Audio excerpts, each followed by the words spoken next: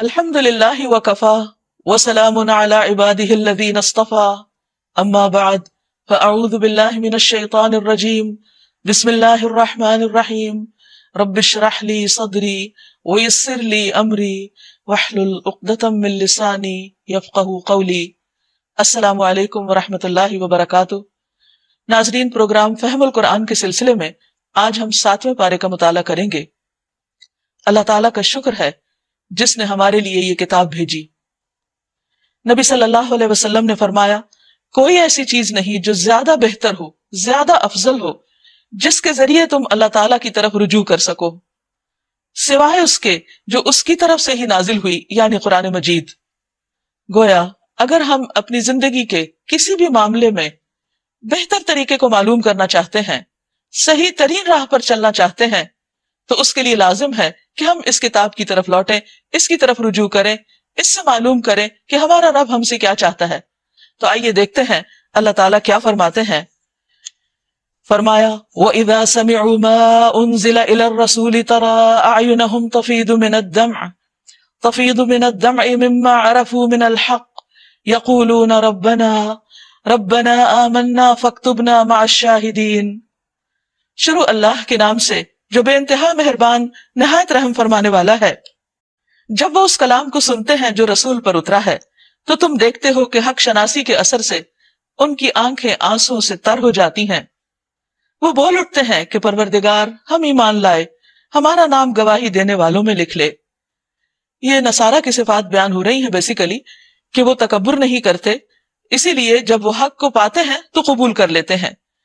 یہ صرف ان کی نہیں، یعنی نجاشی کی طرف اشارہ اور ان کے درباریوں کی طرف، بلکہ کوئی بھی شخص جو حق کا متلاشی ہو اور اس معاملے میں سچا ہو اور تکبر سے خالی ہو، تو جب حق اس کے سامنے آتا ہے تو وہ فوراً اس کو قبول کر لیتا ہے، کیونکہ تکبر نام ہی اس چیز کا ہے کہ انسان حق کا انکار کر دے، جبکہ اس کا دل گواہی دے رہا ہو کہ صحیح بات کیا ہے کسی بھی معاملے میں۔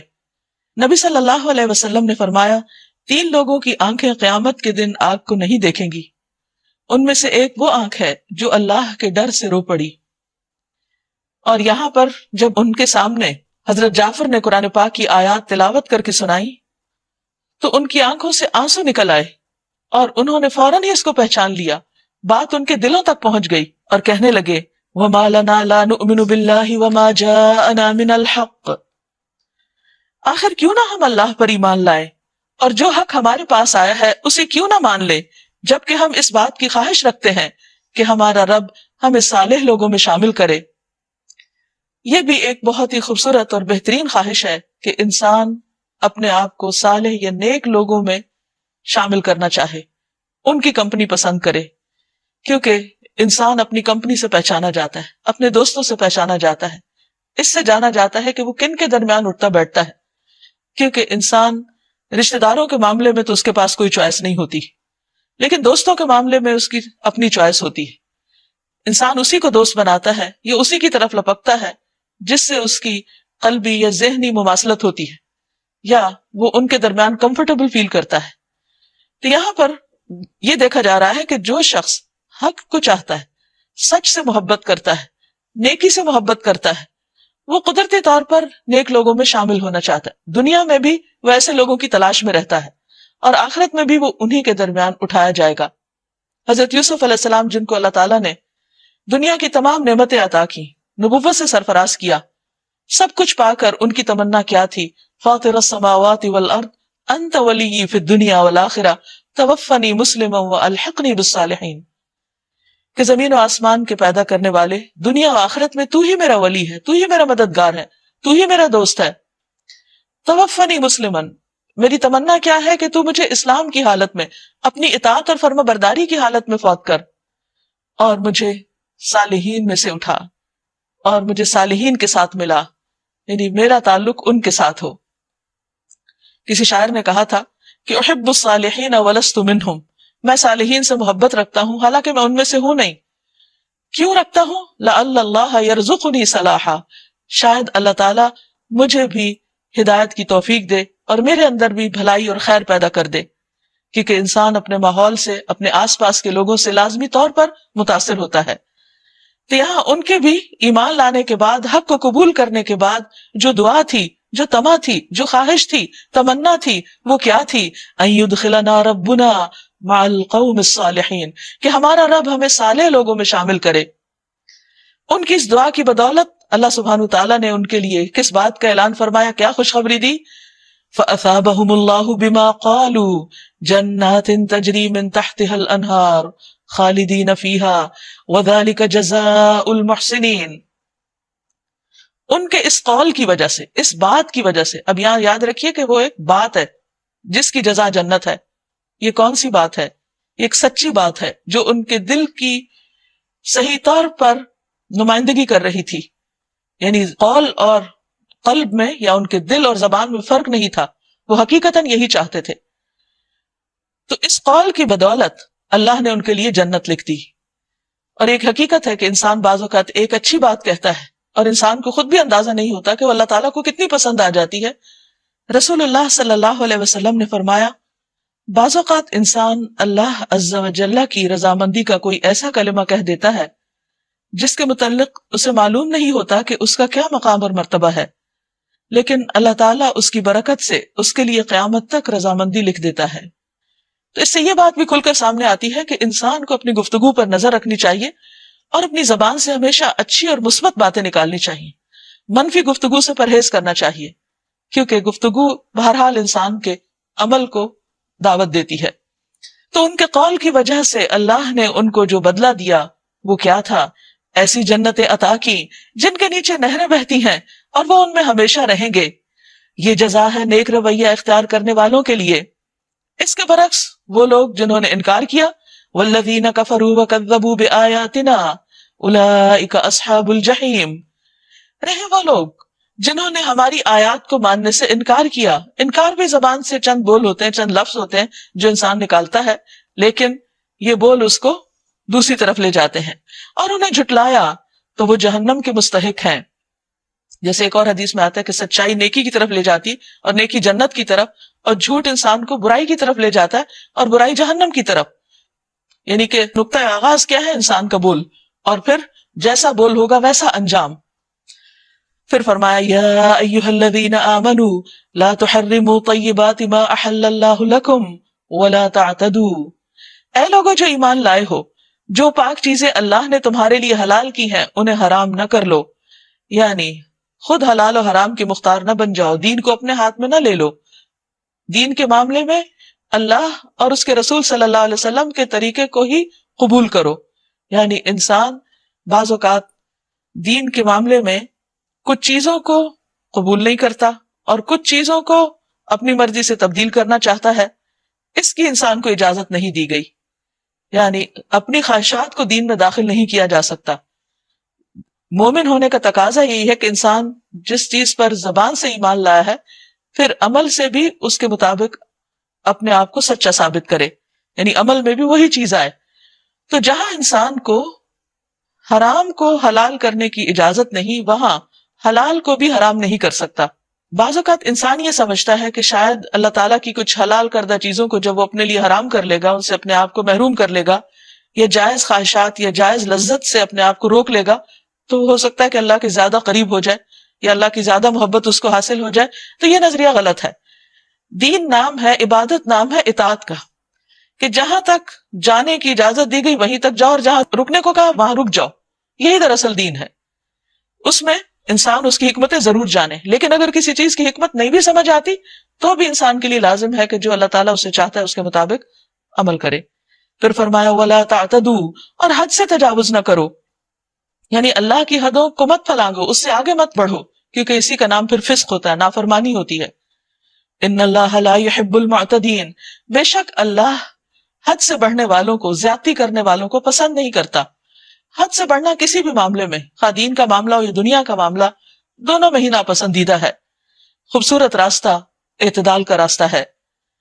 تو یہاں سے ایک بہت اہم بات پتہ چلتی ہے کہ ہمارے دین میں مادی چیزوں سے جسمانی دوری نہیں، ذہنی اور قلبی دوری پسندیدہ ہے، کہ انسان ان چیزوں کا لالچی نہ ہو، ان چیزوں کے پیچھے غلط کام نہ کرنے لگے، لیکن اگر حلال اور جائز اور معتدل طریقے سے اللہ کی نعمتوں کو استعمال کرتا ہے تو یہ بھی اس کی شکر گزاری میں شامل ہوتا ہے، اور یہ بھی عبادت کا حصہ ہے.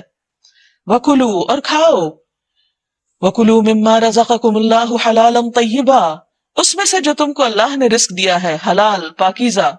وَاتَّقُوا اللَّهَ الَّذِي أَنتُم بِهِ مُؤْمِنُونَ، اور اس خدا کی نافرمانی سے بچتے رہو، تقوی اختیار کرو جس پر تم ایمان لائے ہو. یعنی اصل چیز ہے اللہ کا ڈر، احتیاط کی زندگی، تقوی کی زندگی، جو ہر معاملے میں، کھانے پینے کے معاملے میں بھی، شادی بیاہ کے معاملے میں بھی، اور باقی تمام زندگی میں بھی. اسی طرح گفتگو کے معاملے میں، تو جہاں گفتگو کی بات ہے وہاں اب قسمیں کھانے کے بارے میں کچھ ہدایات دی گئی ہیں. لا يؤاخذكم الله باللغو في ايمانكم ولكن يؤاخذكم بما عقدتم الايمان، تم لوگ جو محمل قسمیں کھا لیتے ہو، یعنی لغو قسمیں، ان پر اللہ گرفت نہیں کرتا، یعنی بے معنی قسم کی جو ہوتی، اگرچہ وہ بھی پسندیدہ نہیں، مگر جو قسمیں تم جان بوجھ کر کھاتے ہو ان پر وہ ضرور تم سے مواخذہ کرے گا.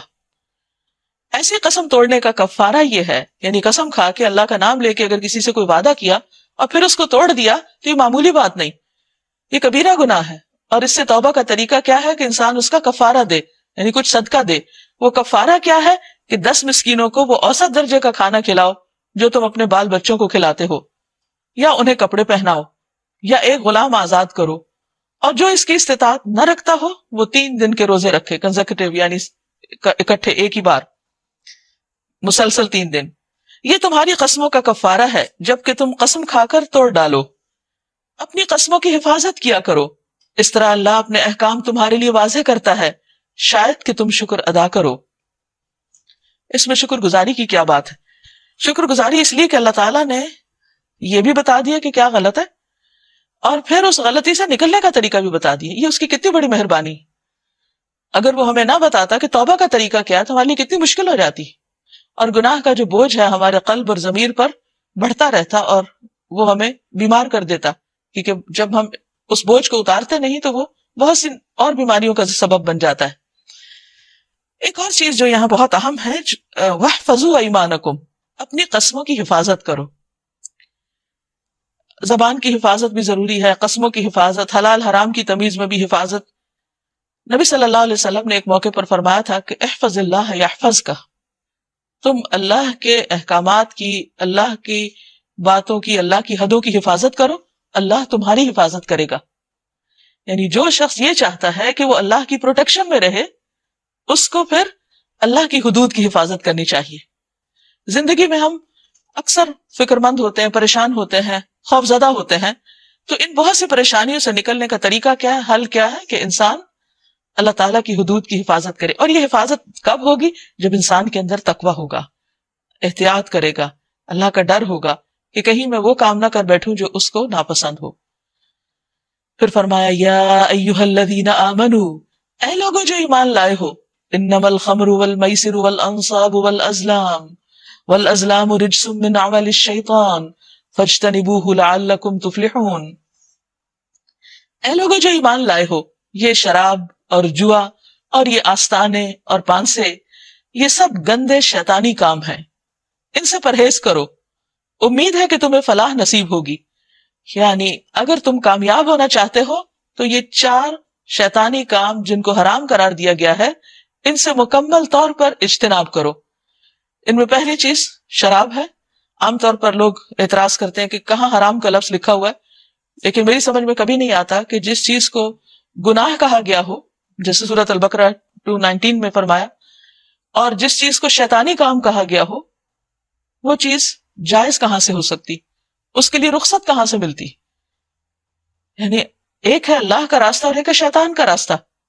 ان چیزوں کی دعوت شیطان دیتا ہے، شیطان انسان کے لیے ان کاموں کو اٹریکٹیو بنا کے انسان کے لیے پیش کرتا ہے. تو اور دوسری طرف یہ کہ حدیث میں واضح طور پر حرام کا لفظ آیا ہے. نبی صلی اللہ علیہ وسلم نے فرمایا اللہ تعالیٰ نے شراب کو حرام کر دیا ہے، تو جس شخص کو یہ آیت پہنچ جائے اور اس کے پاس شراب میں سے کچھ موجود ہو تو نہ پیے نہ اس کو فروخت کرے. خود قرآن مجید میں اللہ تعالیٰ فرماتے ہیں ما آتاکم الرسول فخذوہ وما نہاکم عنہ فانتہوا، جو رسول تمہیں دیتے ہیں اس کو لے لو، جس سے وہ روکتے ہیں اس سے رک جاؤ. تو جب آپ نے اس کو حرام کر دیا تو پھر ہمارے لیے کہاں سے حلال رہ گئی، جیسے کہ ایک حدیث میں آتا ہے. پھر دوسری طرف جوا. شراب جو ہے یہ اصل میں انسان کے لیے غفلت کا سبب بنتی، انسان کے ہوش و حواس کی دشمن۔ اللہ تعالیٰ نے انسان کو یہ زندگی جو دی ہے یہ بڑی قیمتی ہے، اور اس میں جائز ضرورت کے تحت آرام کرنا، کھانا پینا، شادی بیاہ، وہ سب ٹھیک ہے اپنی جگہ، وہ انسان کی ضروریات ہے جو اللہ نے رکھی، حلال طریقے سے پوری کرنا وہ بھی عبادت ہے۔ لیکن جن چیزوں سے اللہ تعالیٰ نے منع کیا، اور پھر کام کاج کے دوران، عبادت کے دوران جو چیزیں انسان کو غافل کرنے والی ہیں، ان چیزوں کو ہمارے لیے منع کر دیا گیا، جن میں سے شراب ہے، کیونکہ پیچھے ہم نے پڑھا کہ شراب اس وقت مت پیو جب نماز کا وقت ہو، کیونکہ ایسا نہ ہو تمہیں پتہ ہی نہ چلے تم نے کیا پڑھا، اور دن میں 5 دفعہ نماز کا وقت ہوتا ہے، اگر ایک دفعہ انسان نشے میں آ گیا ہے تو ہو سکتا ہے کہ دوسری نماز تک اس کا نشہ دور ہی نہ ہو۔ اور ایک نماز کا جانا جو ہے، جیسے نبی صلی اللہ علیہ وسلم نے عصر کی نماز کا ضائع ہونا کو اس سے تشبیہ دی کہ گویا کسی کا گھر اور جو اس میں سب تباہ ہو جائے۔ ہمارے ہاں چونکہ اتنی کثرت سے نمازیں چھوڑی جاتی ہیں کہ لوگوں کو احساس ہی نہیں کہ ایک نماز کا جانا کتنی بڑی نقصان کی چیز ہے۔ جب کسی کا خدا نخواستہ گھر جل جائے یا گر جائے یا کوئی نقصان ہو جائے، کسی کا کاروبار میں کوئی نقصان ہو، تو لوگ دنوں تک افسوس کرتے رہتے ہیں اور دکھ محسوس کرتے ہیں، لیکن جب ایک نماز چلی جائے جو اس سے بھی بڑا نقصان ہے کہ گھر اور گھر کے اندر جو ہے یعنی گھر والے بھی ساتھ ہی مر جائیں، تو اس سے بڑا نقصان انسان کرتا ہے، مگر اس کا احساس نہیں ہوتا۔ تو اس لیے ان تمام چیزوں سے روک دیا گیا جو انسان کی عبادت کے راستے میں رکاوٹ ہے۔ عبداللہ ابن عمر رضی اللہ عنہ بیان کرتے ہیں کہ نبی صلی اللہ علیہ وسلم نے فرمایا، شراب خباثتوں کی جڑ ہے، جس نے شراب پی 40 روز اس کی نماز قبول نہ ہوگی، وہ آدمی جاہلیت کی موت مرے گا جس کے پیٹ میں مرتے وقت شراب ہوگی۔ پھر جوا جو ہے وہ انسان کے اندر بے حسی اور خود غرضی پیدا کرتا ہے، تو اس سے روک دیا گیا، اور اس میں لاٹری اور اس قسم کی تمام چیزیں آتی۔ رسول اللہ صلی اللہ علیہ وسلم نے فرمایا، جس نے اپنے ساتھی سے کہا آؤ جوا کھیلیں تو اسے چاہیے کہ کچھ صدقہ کرے۔ والانصاب، اور پھر آستانے جہاں پر اللہ کے علاوہ دوسروں کے نام کے لیے جانور وغیرہ قربان کیے جاتے ہیں۔ والازلام، اور پھر یہ پانسے، تیر اور یعنی فالگیری وغیرہ کہ جس میں غیر اللہ سے مدد لی جاتی ہے، تو یہ تمام چیزیں دین کی دشمن ہیں۔ فرمایا فاجتنبوہ لعلکم تفلحون، ان سب سے بچو، ان سب کو چھوڑ دو تاکہ تم کامیاب ہو سکو۔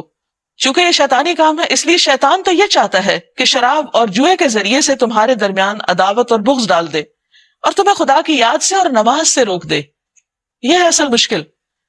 پھر کیا تم ان چیزوں سے باز رہو گے؟ فہل انتم منتہون، اللہ تعالیٰ سوال کر رہے ہیں، پوچھ رہے ہیں، ہم کیا جواب دیں گے؟ ہاں یا نہ؟ ہم سب کو سوچنا چاہیے۔ اور اگر اللہ تعالیٰ کی بات پر کوئی کہے نہیں میں تو نہیں رکنے والا، تو یہ تو پھر خدا سے مقابلہ ہو گیا، تو اس کا انجام کیا ہوگا؟ وَأَطِيعُوا اللَّهَ وَأَطِيعُوا الرَّسُولَ وَاحْذَرُوا، اور اللہ کی اطاعت کرو اور رسول صلی اللہ علیہ وسلم کی اطاعت کرو۔ یعنی ساتھ ہی بتا دیا گیا کہ جو رسول تمہیں دے وہ لے لو۔ جو نبی صلی اللہ علیہ وسلم نے تو واضح الفاظ میں شراب کو حرام کہا، وَاحْذَرُوا، اور ڈرو، بچو، فَإِن تَوَلَّيْتُمْ، اور اگر تم نے منہ موڑا، تم نے بات نہ مانی، فَعْلَمُوا، تو جان لو، أَنَّمَا عَلَى رَسُولِنَا الْبَلَاغُ الْمُبِينُ، کہ بے شک ہمارے رسول پر تو کلم کلا پیغام پہنچانا ہے۔ یعنی اس نے تو میسج کنوے کر دیا، اس کی ذمہ داری پوری ہو گئی، آگے اب جواب دہی تمہیں کرنی ہوگی۔ اب یہاں سوال ہی پیدا ہو کہ جو لوگ پہلے یہ سب کچھ کرتے رہے ان کا کیا ہوگا؟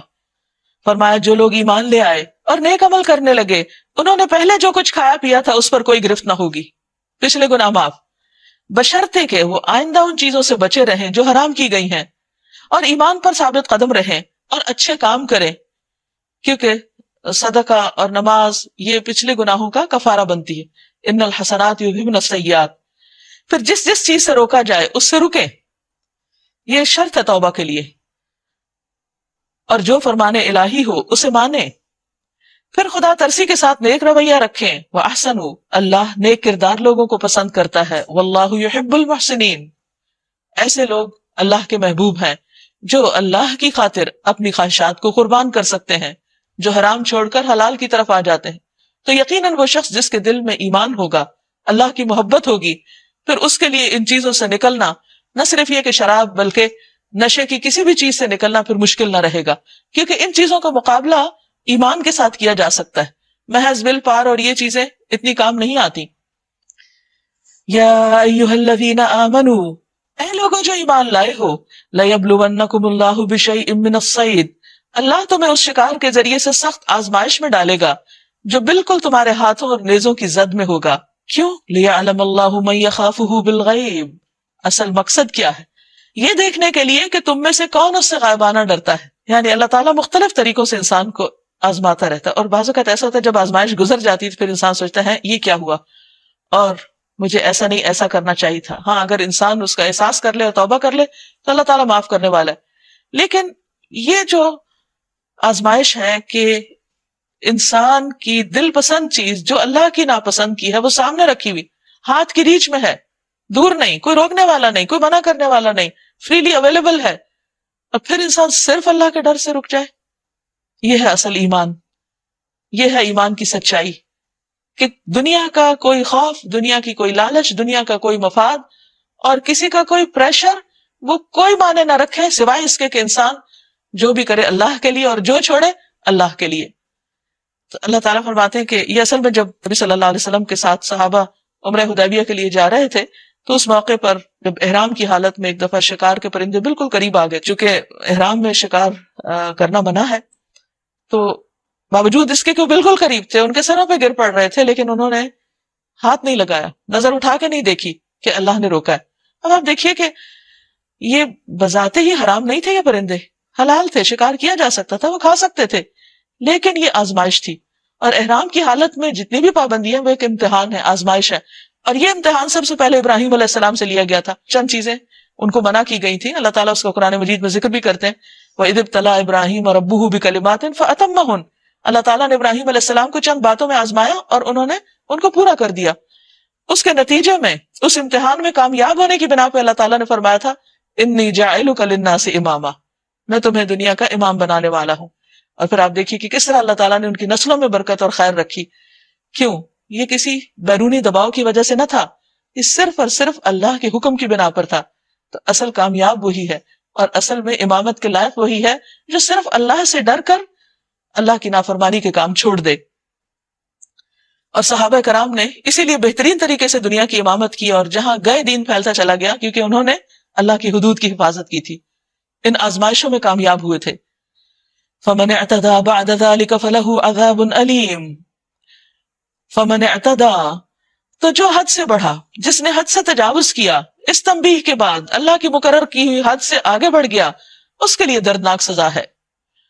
اے لوگو جو ایمان لائے ہو، احرام کی حالت میں شکار نہ مارو، اور اگر تم میں سے کوئی جان بوجھ کر ایسا کر گزرے، یعنی اگر اس نے حد توڑ دی، تو جو جانور اس نے مارا ہو اسی کے ہم پلہ ایک جانور اسے مویشیوں میں سے نظر دینا ہوگا. یہاں بھی کفارے میں صدقہ کرنا ہوگا، یعنی محض خالی زبانی توبہ کافی نہیں. جس کا فیصلہ تم میں سے 2 عادل آدمی کریں گے. اصل میں سب کا ایمان کا لیول ایک نہیں ہوتا، کچھ لوگ نہیں آزمائشوں میں کامیاب ہوتے یا ٹمپٹیشن کے مقابلے میں ہار جاتے ہیں، تو پھر جب ریگریٹ ہو، توبہ کرنا چاہیں تو اس کا دروازہ بھی کھول دیا گیا. یعنی یہ اس لیے نہیں رکھی رخصت کے انسان کے کہ اچھا میں اپنی مرضی کر لوں گا اور پھر یہ بعد میں کفارہ دے دوں گا، دم دے دوں گا. تو یہ طریقہ نہیں. انسان ہے، انسان کے اوپر مختلف کیفیات ہوتی ہیں، کبھی بھول چک ہوتی ہے، کبھی کوئی ایسی مجبوری ہوتی ہے، تو اس کے بعد اگر انسان ہونے کے ناطے وہ یعنی کہ اس سے غلطی ہو ہی جائے تو پھر اس سے توبہ کا طریقہ یہ ہے. اور یہ نذرانہ کعبہ پہنچایا جائے گا، یا نہیں تو اس گناہ کے کفارے میں چند مسکینوں کو کھانا کھلانا ہوگا، یا اس کے بقدر روزے رکھنے ہوں گے تاکہ اپنے کیے کا مزہ چکھے، یعنی ایک طرح سے جرمانہ ہے. ابھی کتنے روزے، کتنے مسکین، تو یہ بھی 2 عادل آدمی ہی فیصلہ کریں گے. پہلے جو کچھ ہو چکا اللہ نے اسے معاف کر دیا، لیکن اب اگر کسی نے اس حرکت کا اعادہ کیا تو اللہ اس سے بدلہ لے گا. اللہ سب پر غالب ہے اور بدلہ لینے کی طاقت رکھتا ہے. تو آخرت میں تو جو ہوگا سو ہوگا. دنیا میں بھی بعض اوقات ایسی چیزوں کا وبال انسان دیکھ لیتا ہے کسی نہ کسی شکل میں. تمہارے لیے سمندر کا شکار اور اس کا کھانا حلال کر دیا گیا، جہاں تم ٹھہرو وہاں بھی اسے کھا سکتے ہو، اور قافلے کے لیے زیادہ راہ بھی بنا سکتے ہو. البتہ خشکی کا شکار جب تم احرام کی حالت میں ہو تو تم پر حرام کیا گیا ہے. بس بچو اس خدا کی نافرمانی سے جس کی پیشی میں تم سب کو گھیر کر حاضر کیا جائے گا. اللہ نے مکان محترم کعبہ کو لوگوں کے لیے قیام کا ذریعہ بنایا، اور ماہ حرام اور قربانی کے جانوروں اور قلادوں کو بھی، تاکہ تمہیں معلوم ہو جائے کہ اللہ آسمانوں اور زمین کے سب حالات سے باخبر ہے اور اسے ہر چیز کا علم ہے. خبردار ہو جاؤ، اللہ سزا دینے میں بھی سخت ہے، اور اس کے ساتھ ساتھ بہت درگزر کرنے والا اور رحم فرمانے والا بھی ہے. ما علی الرسول الا البلاغ، رسول پر تو صرف پیغام پہنچا دینے کی ذمہ داری ہے. آگے تمہارے کھلے اور چھپے سب حالات کا جاننے والا اللہ ہے۔ اے پیغمبر ان سے کہہ دیجئے کہ پاک اور ناپاک بہرحال یکساں نہیں ہیں۔ قل لا يستوي الخبيث والطيب ولو اعجبك كثرة الخبيث، خواہ ناپاک کی بہتات تمہیں کتنا ہی فریفتہ کرنے والی ہو، یعنی ناپاک کی کثرت انسان کی ایک ویکنس ہے، کسی بھی چیز کی کثرت اس کو مروب کرتی، چاہے مال کی کثرت ہو، چاہے علم کی ہو، چاہے دنیا کی کسی بھی چیز کی، لوگوں کی کثرت، اولاد کی کثرت، مختلف چیزوں میں انسان کی ایک عمومی ویکنس ہے۔ لیکن یہاں پر جس چیز کی تلقین کی جا رہی ہے وہ یہ کہ کثرت بذات خود کوئی بری چیز نہیں، لیکن اصل چیز ہے کہ اس میں سے جائز حلال کیا ہے۔ وہ مثلاً اگر مال ہے تو اس کا سورس کیا ہے، سورس آف انکم کیا ہے۔ اگر حرام کے ذریعے مثلا رشوت، سود اور دیگر غلط ذرائع سے انسان ڈھیروں مال بھی اکٹھا کر لیتا ہے تو اللہ سبحانہ وتعالیٰ کے نزدیک اس کی کوئی اہمیت اور وقت نہیں۔ وہ انسان خود کھاتا ہے یا استعمال کرتا ہے تو اس کے لیے وبال جان، صدقہ کرتا ہے تو کچھ بھی قبول نہیں اس میں سے، اور اگر وارثوں کے لیے چھوڑ کے مرتا ہے تو جہنم کا توشہ ہے، یعنی کسی بھی حال میں اس سے کوئی بھلائی اور خیر نکلنے والی نہیں۔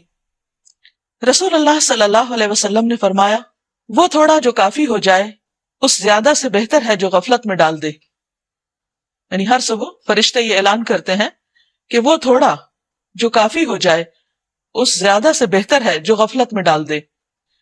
لیکن اس کے مقابلے میں اگر حلال کا ایک لقمہ اللہ کے راستے میں خرچ کرتا ہے تو وہ ایک لقمہ اللہ تعالیٰ بڑھاتا رہتا ہے حتیٰ کہ وہ پہاڑ برابر ہو جاتا ہے، اس میں اتنی برکت ہو جاتی۔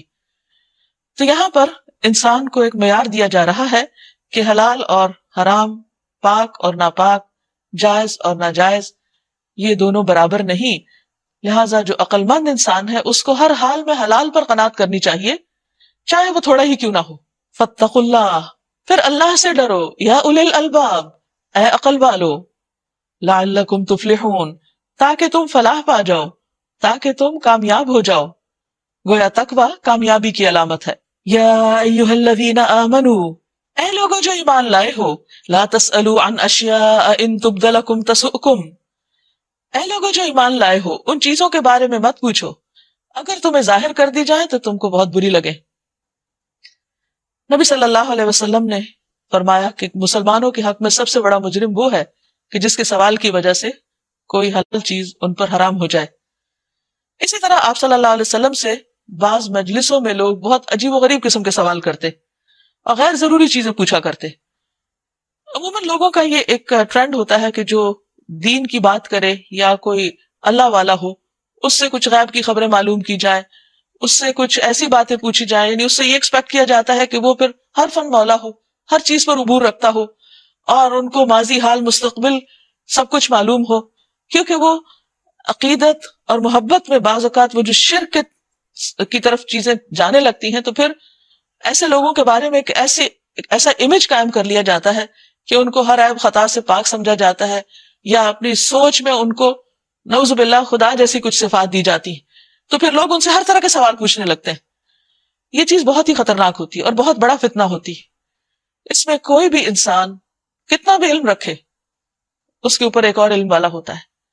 کسی کو اپنے علم، کسی عبادت، کسی تقوی، کسی بھی چیز پر فخر نہیں ہونا چاہیے، کیونکہ سب انسان ہے، انسان بھولتا بھی ہے، انسان سے غلطیاں بھی ہوتی ہیں، اور دین کے ساتھ کسی کا تعلق اس کے لیے یہ اتھارٹی نہیں دیتا اس کو کہ وہ پھر ہر چیز کے بارے میں اپنی رائے کا اظہار ضرور کرے، اور لوگوں کو بھی ان سے ایکسپیکٹ نہیں کرنا چاہیے اور اس قسم کے سوال بھی نہیں کرنے چاہیے۔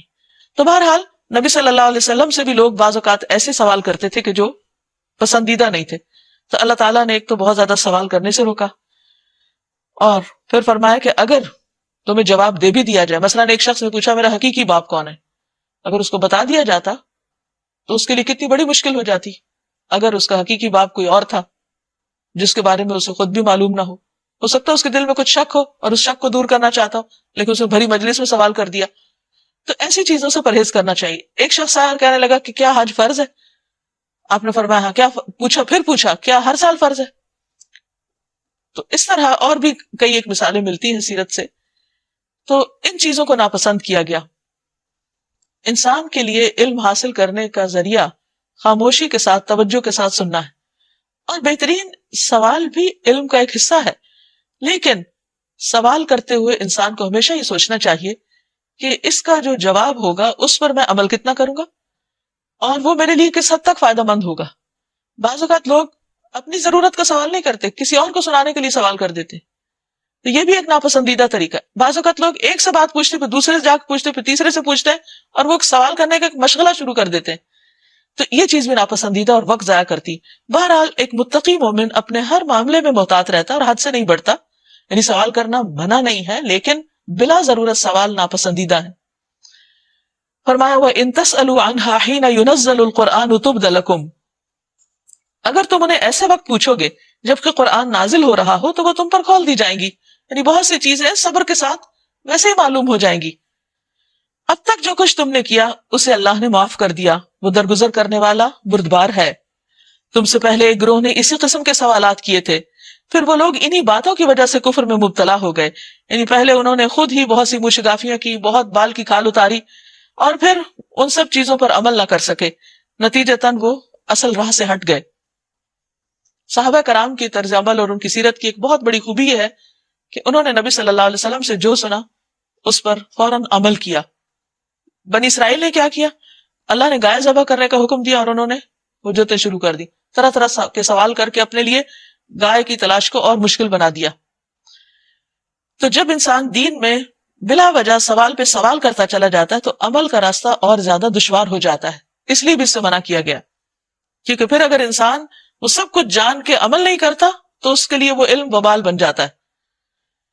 اللہ نے نہ کوئی بحیرہ مقرر کیا ہے۔ یہاں پر اب دور جاہلیت کے لوگوں کی کچھ خرابیوں کا ذکر کیا جا رہا ہے کہ کس طرح انہوں نے مختلف جانوروں کو غیر اللہ کے نام پر یا ان کی نظر مانی یا ان کو ذبح کیا اور اس طرح وہ شرک میں مبتلا ہوئے، حالانکہ دین ابراہیمی میں ایسی کوئی چیز نہیں تھی، یہ ان کی سب خود ساختہ بدعات تھی۔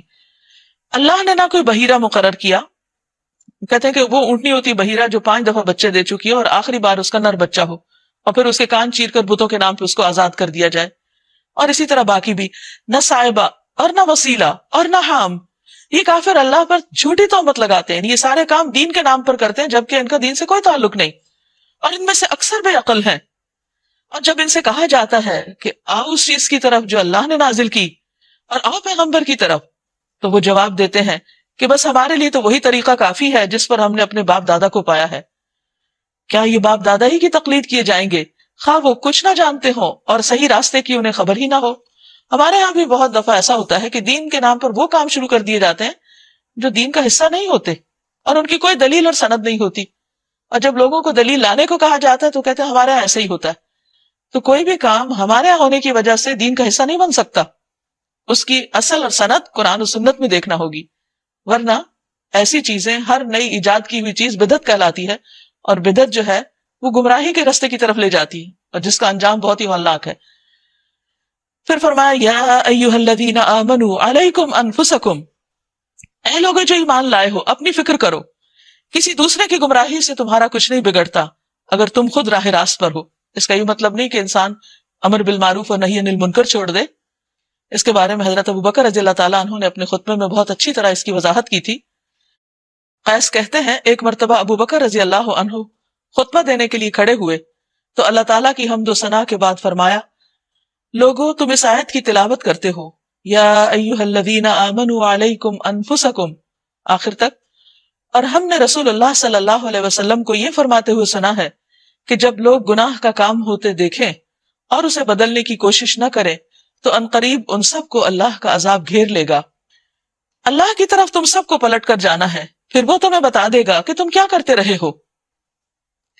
اے لوگو جو ایمان لائے ہو، جب تم میں سے کسی کی موت کا وقت آ جائے اور وہ وصیت کر رہا ہو تو اس کے لیے شہادت کا نصاب یہ ہے کہ تم میں سے 2 صاحب عدل آدمی گواہ بنائے جائیں، یا اگر تم سفر کی حالت میں ہو اور وہاں موت کی مصیبت پیش آ جائے تو دوسروں میں سے 2 گواہ لے لیے جائیں۔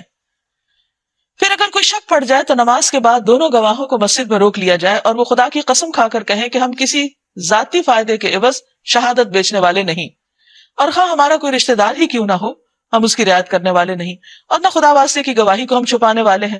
اگر ہم نے ایسا کیا تو گناہ گاروں میں شمار ہوں گے، لیکن اگر پتہ چل جائے کہ ان دونوں نے اپنے آپ کو گناہ میں مبتلا کیا ہے تو پھر ان کی جگہ 2 اور شخص جو ان کی بنسبت شہادت دینے کے لیے اہل تر ہوں ان لوگوں میں سے کھڑے ہوں جن کی حق تلفی ہوئی ہو، اور وہ خدا کی قسم کھا کر کہیں کہ ہماری شہادت ان کی شہادت سے زیادہ برحق ہے، اور ہم نے اپنی گواہی میں کوئی زیادتی نہیں کی، اگر ہم ایسا کریں تو ظالموں میں سے ہوں گے۔ اس طریقے سے توقع کی جا سکتی ہے کہ لوگ ٹھیک ٹھیک شہادت دیں گے، یا کم از کم اس بات ہی کا خوف کریں گے کہ ان کی قسموں کے بعد دوسری قسموں سے کہیں ان کی تردید نہ ہو جائے۔ اللہ سے ڈرو اور سنو، اللہ نافرمانی کرنے والوں کو اپنی رہنمائی سے محروم کر دیتا ہے۔ یہاں ایک بہت خوبصورت اصول بتایا گیا ہے کہ ایک آدمی اگر سفر کر رہا ہے اور مثلا بزنس ٹرپ پر ہے، اس کے پاس مال ہے، کہ وہاں اچانک بیمار پڑ جاتا ہے اور موت قریب آ جاتی ہے، تو اس کو فوراً اس مال کو اصل حقداروں یا وارثوں تک پہنچانے کا بندوبست کرنا چاہیے، اور اس کا طریقہ یہ ہے کہ 2 لوگوں کو جو مسلمان ہوں ان کو بلائے اور ان کے حوالے وہ سب کچھ کر دے، یعنی اپنا مال متا یا جو بھی ڈاکیومنٹس ہیں ہر چیز۔ لیکن اگر مسلمز اویلیبل نہ ہو، کسی ایسی جگہ پر ہے، تو پھر کوئی بھی ہو سکتا ہے، نان مسلم ہو سکتا ہے، کوئی بھی جو اس بات کا ذمہ لے کہ وہ مال کو یا ان چیزوں کو وارثوں تک پہنچا دیں گے، اور وہ ان کو وصیت وغیرہ سب کچھ لکھ دے یا بتا دے۔ اب یہ کہ وہ جن کو ٹرسٹی بنایا گیا وہ اس مال کو، اس امانت کو لے کر وارثوں کے پاس پہنچے اور ان کے حوالے کر دیں۔ اگر وارثوں کو شک ہو جائے کہ ان لانے والوں نے مال میں کوئی خیانت کی ہے، چیز پوری طرح نہیں پہنچی، تو اس صورت میں مسجد میں نماز کے بعد سب کو روک لیا جائے اور انہیں گواہی دینے کے لیے کہا جائے اللہ کے نام کی، وہ جو بھی لانے والے ہوں۔ اگر وہ گواہی دے دیں اور یہ مطمئن ہو جائے تو ٹھیک ہے، اور اگر نہیں تو وارثوں میں سے 2 شخص اٹھ کر اللہ کے نام کی قسم کھا کر اپنا حق بتائیں اور ان کی گواہی کو رد کریں۔ اب فیصلہ ان کی قسموں کے مطابق ہوگا، یعنی اصول یہی ہے فیصلہ کرنے کا۔ اس طریقے پر پھر معاملے کا فیصلہ ہو جائے گا اور جو بھی نتیجہ نکلے گا وہ سب کے سامنے آ جائے گا۔ یہ طریقہ کیوں اختیار کیا گیا؟ اس کے 2 بڑے فائدے ہیں۔ نمبر 1 یہ ہے کہ اس سے خیانت کی روک کی گئی ہے، پھر حقداروں کو ان کا حق دلوایا گیا ہے، اور قسموں کا طریقہ اس لیے بھی رکھا گیا تاکہ کوئی شخص غلط گواہی نہ دے، گواہی درست طریقے پر دی جائے۔ تو بہرحال اللہ تعالیٰ نے ہمیں جو بھی اصول، ضابطے، طریقے بتائے ہیں وہ بہت ہی خوبصورت ہیں اور ہماری زندگی میں بہتری لانے والے ہیں، اس لیے ہمیں اپنے خود ساختہ طریقے چھوڑ کر اللہ کے طریقوں کی پیروی کرنی چاہیے۔ یوم یجمع اللہ الرسل فیقول ماذا اجبتم، جس روز اللہ سب رسولوں کو جمع کر کے پوچھے گا کہ تمہیں کیا جواب دیا گیا، یعنی تمہاری قوم نے تمہارے ساتھ کیا معاملہ کیا، تو وہ عرض کریں گے کہ ہمیں کچھ علم نہیں۔ کیا واقعی انہیں علم نہیں تھا؟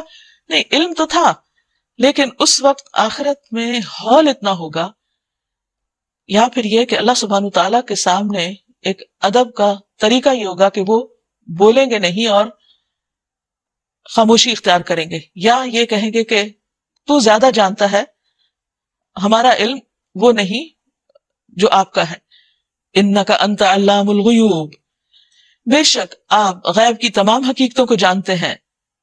پھر تصور کرو اس موقع کا جب اللہ فرمائے گا کہ اے مریم کے بیٹے عیسیٰ، یاد کر میری اس نعمت کو جو میں نے تجھے اور تیری ماں کو عطا کی تھی، میں نے روح پاک سے تیری مدد کی، تو گہوارے میں بھی لوگوں سے بات کرتا تھا اور بڑی عمر کو پہنچ کر بھی۔ اللہ سبحانہ تعالیٰ عیسیٰ علیہ السلام کو ساری نعمتیں یاد کرائیں گے۔ میں نے تجھ کو کتاب اور حکمت اور تورات اور انجیل کی تعلیم دی، تو میرے حکم سے مٹی کا پتلا پرندے کی شکل کا بناتا اور اس میں پھونکتا تھا، اور وہ میرے حکم سے پرندہ بن جاتا تھا۔ تو مادر زاد اندھے اور کوڑی کو میرے حکم سے اچھا کرتا تھا، تو مردوں کو میرے حکم سے نکالتا تھا۔ پھر جب تو بنی اسرائیل کے پاس صریح نشانیاں لے کر پہنچا اور جو لوگ ان میں سے منکر حق تھے انہوں نے کہا کہ یہ نشانیاں جادوگری کے سوا اور کچھ نہیں، تو میں نے ہی تجھے ان سے بچایا، یعنی اوپر اٹھا لیا۔ اور جب میں نے حواریوں کو اشارہ کیا کہ مجھ پر اور میرے رسول پر ایمان لاؤ، تب انہوں نے کہا کہ ہم ایمان لائے، اور گواہ رہو کہ ہم مسلم ہیں، یعنی ان کو بھی ایمان کی توفیق اللہ نے دی تھی۔ اور حواریوں کے سلسلے میں یہ واقعہ بھی یاد رہے کہ جب حواریوں نے کہا کہ اے عیسیٰ ابن مریم، کیا آپ کا رب ہم پر آسمان سے کھانے کا ایک خوان اتار سکتا ہے؟ تو عیسیٰ علیہ السلام نے کہا اللہ سے ڈرو اگر تم مومن ہو۔ انہوں نے کہا ہم بس یہ چاہتے ہیں کہ اس خوان سے ہم کھائیں، اس دسترخوان سے ہم کھائیں، ہمارا دل مطمئن ہو، یعنی ایک معجزہ دیکھنا چاہتے ہیں، اور ہمیں معلوم ہو جائے کہ آپ نے جو کچھ ہم سے کہا ہے وہ سچ ہے، اور ہم اس پر گواہ ہوں۔ اس پر عیسیٰ ابن مریم نے دعا کی، خدایا ہمارے رب، ہم پر آسمان سے ایک خوان نازل فرما جو ہمارے لیے اور ہمارے اگلے پچھلوں کے لیے خوشی کا موقع قرار پائے، اور تیری طرف سے ایک نشانی ہو، ہم کو رزق دے اور تو بہترین رازق ہے۔ اللہ نے جواب دیا میں اس کو تم پر نازل کرنے والا ہوں، مگر اس کے بعد تم میں سے جو کفر کرے گا اسے میں ایسی سزا دوں گا جو دنیا میں کسی کو نہ دی ہوگی۔ اب دیکھیے کہ جس بھی قوم نے اپنے پیغمبر سے معجزہ طلب کیا اور پھر جب پیغمبر نے معجزہ دکھا دیا اور انہوں نے جو وعدہ کیا تھا اس پہ پورے نہ اترے تو اس قوم کو ختم کر دیا گیا۔ جیسے قوم سمود، انہوں نے جب اونٹنی کا مطالبہ کیا اور اونٹنی آ گئی اور انہوں نے اس کو برداشت نہیں کیا، اس کی کونچے کاٹ ڈالی، تو پھر اللہ تعالیٰ نے اس قوم کو ختم کر دیا۔ تو عیسیٰ علیہ السلام نے بھی ان کو سمجھایا کہ دیکھو، اگر تم نے یہ سب کچھ دیکھنے کے بعد پھر اپنے عہد سے تم پھر گئے، عہد شکنی کی، تو پھر بہت بڑی مشکل ہوگی، کیونکہ اللہ تعالیٰ نے فرمایا کہ ایسا عذاب دوں گا جو کسی کو نہ دیا ہوگا، کیونکہ حجت تمام ہو چکی ہوتی ہے اس کے بعد۔ غرض جب یہ احسانات یاد دلا کر اللہ تعالیٰ فرمائے گا، اے عیسیٰ ابن مریم، کیا تو نے لوگوں سے کہا تھا کہ خدا کے سوا مجھے اور میری ماں کو بھی خدا بنا لو؟ یعنی اس سے اب گواہی لی جائے گی۔ تو وہ جواب میں عرض کرے گا، سبحان اللہ، میرا یہ کام نہ تھا کہ میں وہ بات کہتا جس کے کہنے کا مجھے حق نہ تھا۔ اگر میں نے ایسی بات کہی ہوتی تو ضرور آپ کے علم میں ہوتی۔ آپ جانتے ہیں جو کچھ میرے دل میں ہے، اور میں نہیں جانتا جو کچھ آپ کے دل میں ہے۔ یہ خود عیسیٰ علیہ السلام فرمائیں گے۔ تو اس سے پتہ چلتا ہے کہ عیسیٰ علیہ السلام کا اللہ کی الہیت میں، الہ ہونے میں کوئی بھی حصہ نہیں، کسی بھی طرح کا۔ آپ تو ساری پوشیدہ حقیقتوں کے عالم ہیں۔ انک انت علام الغیوب ما قلت لهم الا ما امرتنی به ان اعبدوا اللہ ربی وربکم۔ میں نے ان سے اس کے سوا کچھ نہیں کہا جس کا آپ نے حکم دیا تھا، یہ کہ اللہ کی بندگی کرو جو میرا رب بھی ہے اور تمہارا رب بھی۔ میں اسی وقت تک ان کا نگران تھا جب تک میں ان کے درمیان تھا۔ جب آپ نے مجھے واپس بلا لیا تو آپ ان پر نگران تھے، یعنی پیغمبر غیب کا علم نہیں جانتے، اصل علم اللہ ہی کا ہے، اور آپ تو ساری ہی چیزوں پر نگران ہیں۔ وَأَنْتَ عَلَىٰ كُلِّ شَيْءٍ شَهِيدٌ، اور میری گواہی اس وقت تک تھی جب میں ان کے بیچ میں تھا، بعد میں نہیں۔ إِن تُعَذِّبْهُمْ فَإِنَّهُمْ عِبَادُكَ وَإِن تَغْفِرْ لَهُمْ فَإِنَّكَ أَنْتَ الْعَزِيزُ الْحَكِيمُ۔ اب اگر آپ انہیں سزا دیں تو وہ آپ کے بندے ہیں، اور اگر معاف کر دیں تو آپ غالب اور دانا ہیں۔ نبی صلی اللہ علیہ وسلم نے یہ آیت تلاوت کر کے اپنے ہاتھ اٹھائے اور فرمایا، اے اللہ، میری امت، میری امت، اور آپ رونے لگے۔ تو اللہ تعالیٰ نے فرمایا، اے جبریل، جاؤ محمد صلی اللہ علیہ وسلم کے پاس، حالانکہ تیرا رب خوب جانتا ہے، ان سے پوچھو کہ کیوں رو رہے ہیں۔ جبریل علیہ السلام آئے تو رسول اللہ صلی اللہ علیہ وسلم نے انہیں بتا دیا، حالانکہ اللہ سب سے زیادہ جاننے والا ہے۔ اللہ تعالیٰ نے فرمایا، اے جبریل، جاؤ محمد صلی اللہ علیہ وسلم کی طرف اور ان سے کہہ دو کہ ہم تمہیں تمہاری امت کے بارے میں راضی کر دیں گے اور ہم تمہیں غمگین نہیں کریں گے۔ تب اللہ فرمائے گا، ھذا یوم ینفع الصادقین صدقہم، یہ وہ دن ہے جس میں سچوں کو ان کی سچائی نفع دیتی ہے۔ ان کے لیے ایسے باغات ہیں جن کے نیچے نہریں بہ رہی ہیں، یہاں وہ ہمیشہ رہیں گے۔ اللہ ان سے راضی ہوا اور وہ اللہ سے، یہی بڑی کامیابی ہے۔ رسول اللہ صلی اللہ علیہ وسلم نے فرمایا، تم سچ کو لازم کر لو، کیونکہ سچ نیکی کے ساتھ ہوگا اور یہ دونوں جنت میں لے جانے والے ہیں۔ تو اس سے یہ پتہ چلتا ہے کہ سچ ہر حال میں انسان کو فائدہ دیتا ہے، اگرچہ وہ کڑوا ہوتا ہے، مشکل ہوتا ہے، لیکن دنیا اور آخرت میں کامیابی کا ذریعہ بھی سچ ہی ہے۔ نبی صلی اللہ علیہ وسلم نے فرمایا، تم مجھے 6 چیزوں کی ضمانت دے دو، میں تمہیں جنت کی ضمانت دیتا ہوں، جن میں سے ایک یہ ہے کہ جب بات کرو تو سچ بولو۔ للہ ملک السماوات والارض وما فیہن وہو علی کل شیء قدیر، زمین اور آسمانوں اور تمام موجودات کی بادشاہی اللہ ہی کے لیے ہے اور وہ ہر چیز پر قدرت رکھتا ہے۔ سورۃ الانعام، بسم اللہ الرحمن الرحیم، شروع اللہ کے نام سے جو بے انتہا مہربان نہایت رحم فرمانے والا ہے۔ الحمد للہ الذی خلق السماوات والارض وجعل الظلمات والنور ثم الذین کفروا بربہم یعدلون، تعریف اللہ ہی کے لیے ہے جس نے زمین اور آسمان بنائے، روشنی اور تاریکیاں پیدا کی، پھر بھی وہ لوگ جنہوں نے دعوت حق کو ماننے سے انکار کیا ہے دوسروں کو اپنے رب کا ہمسر ٹھہرا رہے ہیں، یعنی پیدا سب کچھ اللہ نے کیا، اندھیرے اور روشنی کا خالق بھی اللہ، لیکن لوگ اس اصل خالق، مالک، پروردگار، رازق کو بھول کر دوسروں کو اس کا شریک ٹھہراتے ہیں، اس کے ساتھ شرک کرتے ہیں جس کا انہیں کوئی حق نہیں۔ هو الذی خلقکم من طین، وہ اللہ وہ ذات ہے جس نے تم کو مٹی سے پیدا کیا، پھر تمہارے لیے زندگی کی ایک مدت مقرر کر دی، اور ایک دوسری مدت اور بھی ہے جو اس کے ہاں طے شدہ ہے، یعنی تمہاری زندگی بس صرف یہی زندگی نہیں، ایک اور بھی ہے ثم انتم تمترون، مگر تم لوگوں کے شک میں پڑے ہوئے ہو، یعنی اس زندگی کے بارے میں، اسی لیے اپنی اس زندگی کی اصلاح نہیں کر رہے، نہ اپنے عقائد کی اور نہ عبادات کی اور نہ ہی اعمال اور اخلاق کی، کیونکہ ان تمام چیزوں کی اصلاح اور ان کی بہتری کا انحصار عقیدہ آخرت ہے کہ ہمیں مرنے کے بعد دوبارہ زندہ ہو اٹھنا ہے اور اپنے سارے اعمال کا حساب دینا ہے۔ وَهُوَ اللَّهُ فِي السَّمَاوَاتِ وَفِي الْأَرْضِ، وہی ایک خدا آسمانوں میں بھی ہے اور زمین میں بھی، يَعْلَمُ سِرَّكُمْ وَجَهْرَكُمْ، تمہارے کھلے اور چھپے سب کا حال جانتا ہے، وَيَعْلَمُ مَا تَكْسِبُونَ، اور جو برائی یا بھلائی تم کماتے ہو، جو کام تم کرتے ہو، تمہاری جو بھی کوششیں ہیں، ان سے بھی وہ واقف ہے، ان کا بھی وہ علم رکھتا ہے۔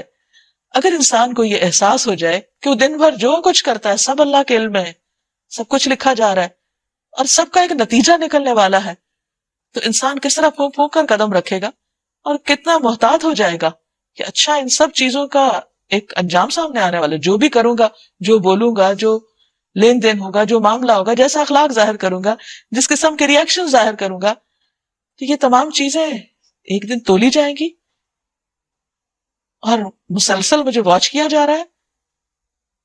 یہ احساس انسان کے لیے اصلاح کا ذریعہ بنتا ہے، اور جتنا جتنا انسان اس چیز کو بھول جاتا ہے اتنا ہی غافل ہو جاتا ہے اور اتنا ہی پھر حق سے دور ہو جاتا ہے۔ وَمَا تَأْتِيهِم مِّنْ آيَةٍ مِّنْ آيَاتِ رَبِّهِمْ إِلَّا كَانُوا عَنْهَا مُعْرِضِينَ، لوگوں کا حال یہ ہے کہ ان کے رب کی نشانیوں میں سے کوئی نشانی ایسی نہیں جو ان کے سامنے آئی ہو اور انہوں نے اس سے منہ نہ موڑ لیا ہو۔ چنانچہ اب جو حق ان کے پاس آیا تو اسے بھی انہوں نے جھٹلا دیا۔ اچھا، جس چیز کا وہ اب تک مذاق اڑاتے رہے ہیں، ان قریب اس کے متعلق کچھ خبریں انہیں پہنچیں گی۔ کیا انہوں نے دیکھا نہیں کہ ان سے پہلے کتنی ہی ایسی قومیں تھی جو ہم ہلاک کر چکے، جن کا اپنے اپنے زمانے میں دور دورہ رہا، یعنی بڑی ترقی یافتہ قومیں تھی۔ رسول اللہ صلی اللہ علیہ وسلم نے فرمایا، چھوٹے گناہوں سے بھی اپنے آپ کو بچاؤ، کیونکہ بعض اوقات بہت سے چھوٹے گناہ بھی اکٹھے ہو کر انسان کو ہلاک کر دیتے ہیں۔ ان کو ہم نے زمین میں وہ اقتدار بخشا جو تمہیں نہیں بخشا، ان پر ہم نے آسمان سے خوب بارشیں برسائیں اور ان کے نیچے نہریں بہا دی، لیکن جب انہوں نے ناشکری کی تو ان کے گناہوں کی وجہ سے ہم نے ان کو تباہ کر دیا، ہلاک کر دیا، اور ان کی جگہ دوسرے دور کی قوموں کو اٹھایا۔ نبی صلی اللہ علیہ وسلم نے فرمایا، لوگ اس وقت تک ہلاک نہ ہوں گے جب تک ان کے گناہوں یا عیبوں کی کثرت نہ ہو جائے یا ان کا کوئی عذر باقی نہ رہے۔ اے پیغمبر، اگر ہم تمہارے اوپر کوئی کاغذ میں لکھی لکھائی کتاب بھی اتار دیتے، لوگ اسے اپنے ہاتھوں سے چھو کر بھی دیکھ لیتے، تب بھی جنہوں نے حق کا انکار کیا ہے وہ یہی کہتے کہ یہ تو سری جادو، کیونکہ وہ ان کے اندر رچا بسا ہوا انکار کہ مان کے نہیں دینا۔ تو جس شخص نے یہ ٹھان لیو کہ دوسرے کی بات نہیں ماننی، وہ پھر کسی بھی دلیل سے قائل نہیں ہوتا، اسی لیے پھر ایسے لوگوں کو ہدایت بھی نہیں ملتی۔ کہتے ہیں کہ اس نبی پر کوئی فرشتہ کیوں نہیں اتارا گیا؟ یعنی ایک کے بعد ایک اعتراض کہ اگر یہ اللہ کا پیغمبر ہے تو آسمان سے ایک فرشتہ ساتھ آنا چاہیے تھا، اس کا محافظ، اس کا مددگار۔ اگر کہیں ہم نے فرشتہ اتار دیا ہوتا تو اب تک کبھی کا فیصلہ ہو چکا ہوتا، یعنی فرشتے ایک خاص کام کے لیے آتے ہیں، پھر انہیں کوئی مہلت نہ دی جاتی، اور اگر ہم فرشتے کو اتارتے تب بھی اسے انسانی شکل ہی میں اتارتے اور اس طرح انہیں اسی شبہ میں مبتلا کر دیتے جس میں اب یہ مبتلا ہے، یعنی پیغمبر کو پیغمبر نہیں مانتے تو فرشتہ انسان کی شکل میں آتا تو اس کو فرشتہ نہ مانتے۔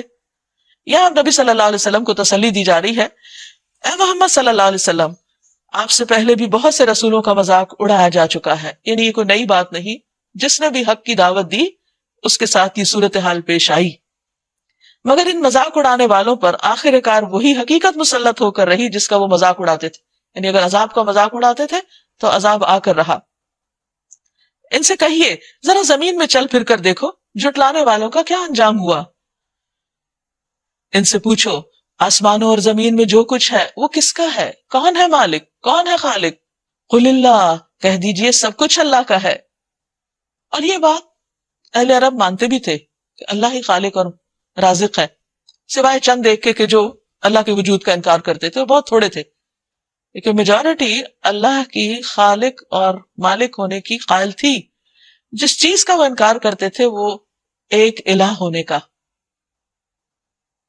نبی صلی اللہ علیہ وسلم جس چیز کی اصلاح کے لیے آئے تھے وہ یہی تھی کہ لوگوں کو شرک سے نکالیں اور اللہ ہی کو بس الہ ماننے کی دعوت دیں.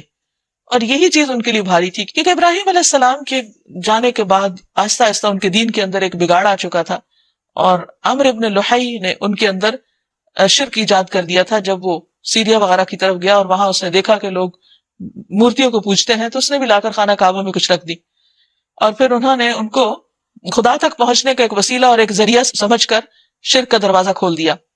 کہو سب کچھ اللہ ہی کا ہے، اس نے رحم و کرم کا شیوا اپنے اوپر لازم کر لیا، اسی لیے وہ فوراً نہیں پکڑتا، حالانکہ تم غلط کر رہے ہو مگر تمہیں مہلت دے رہا ہے.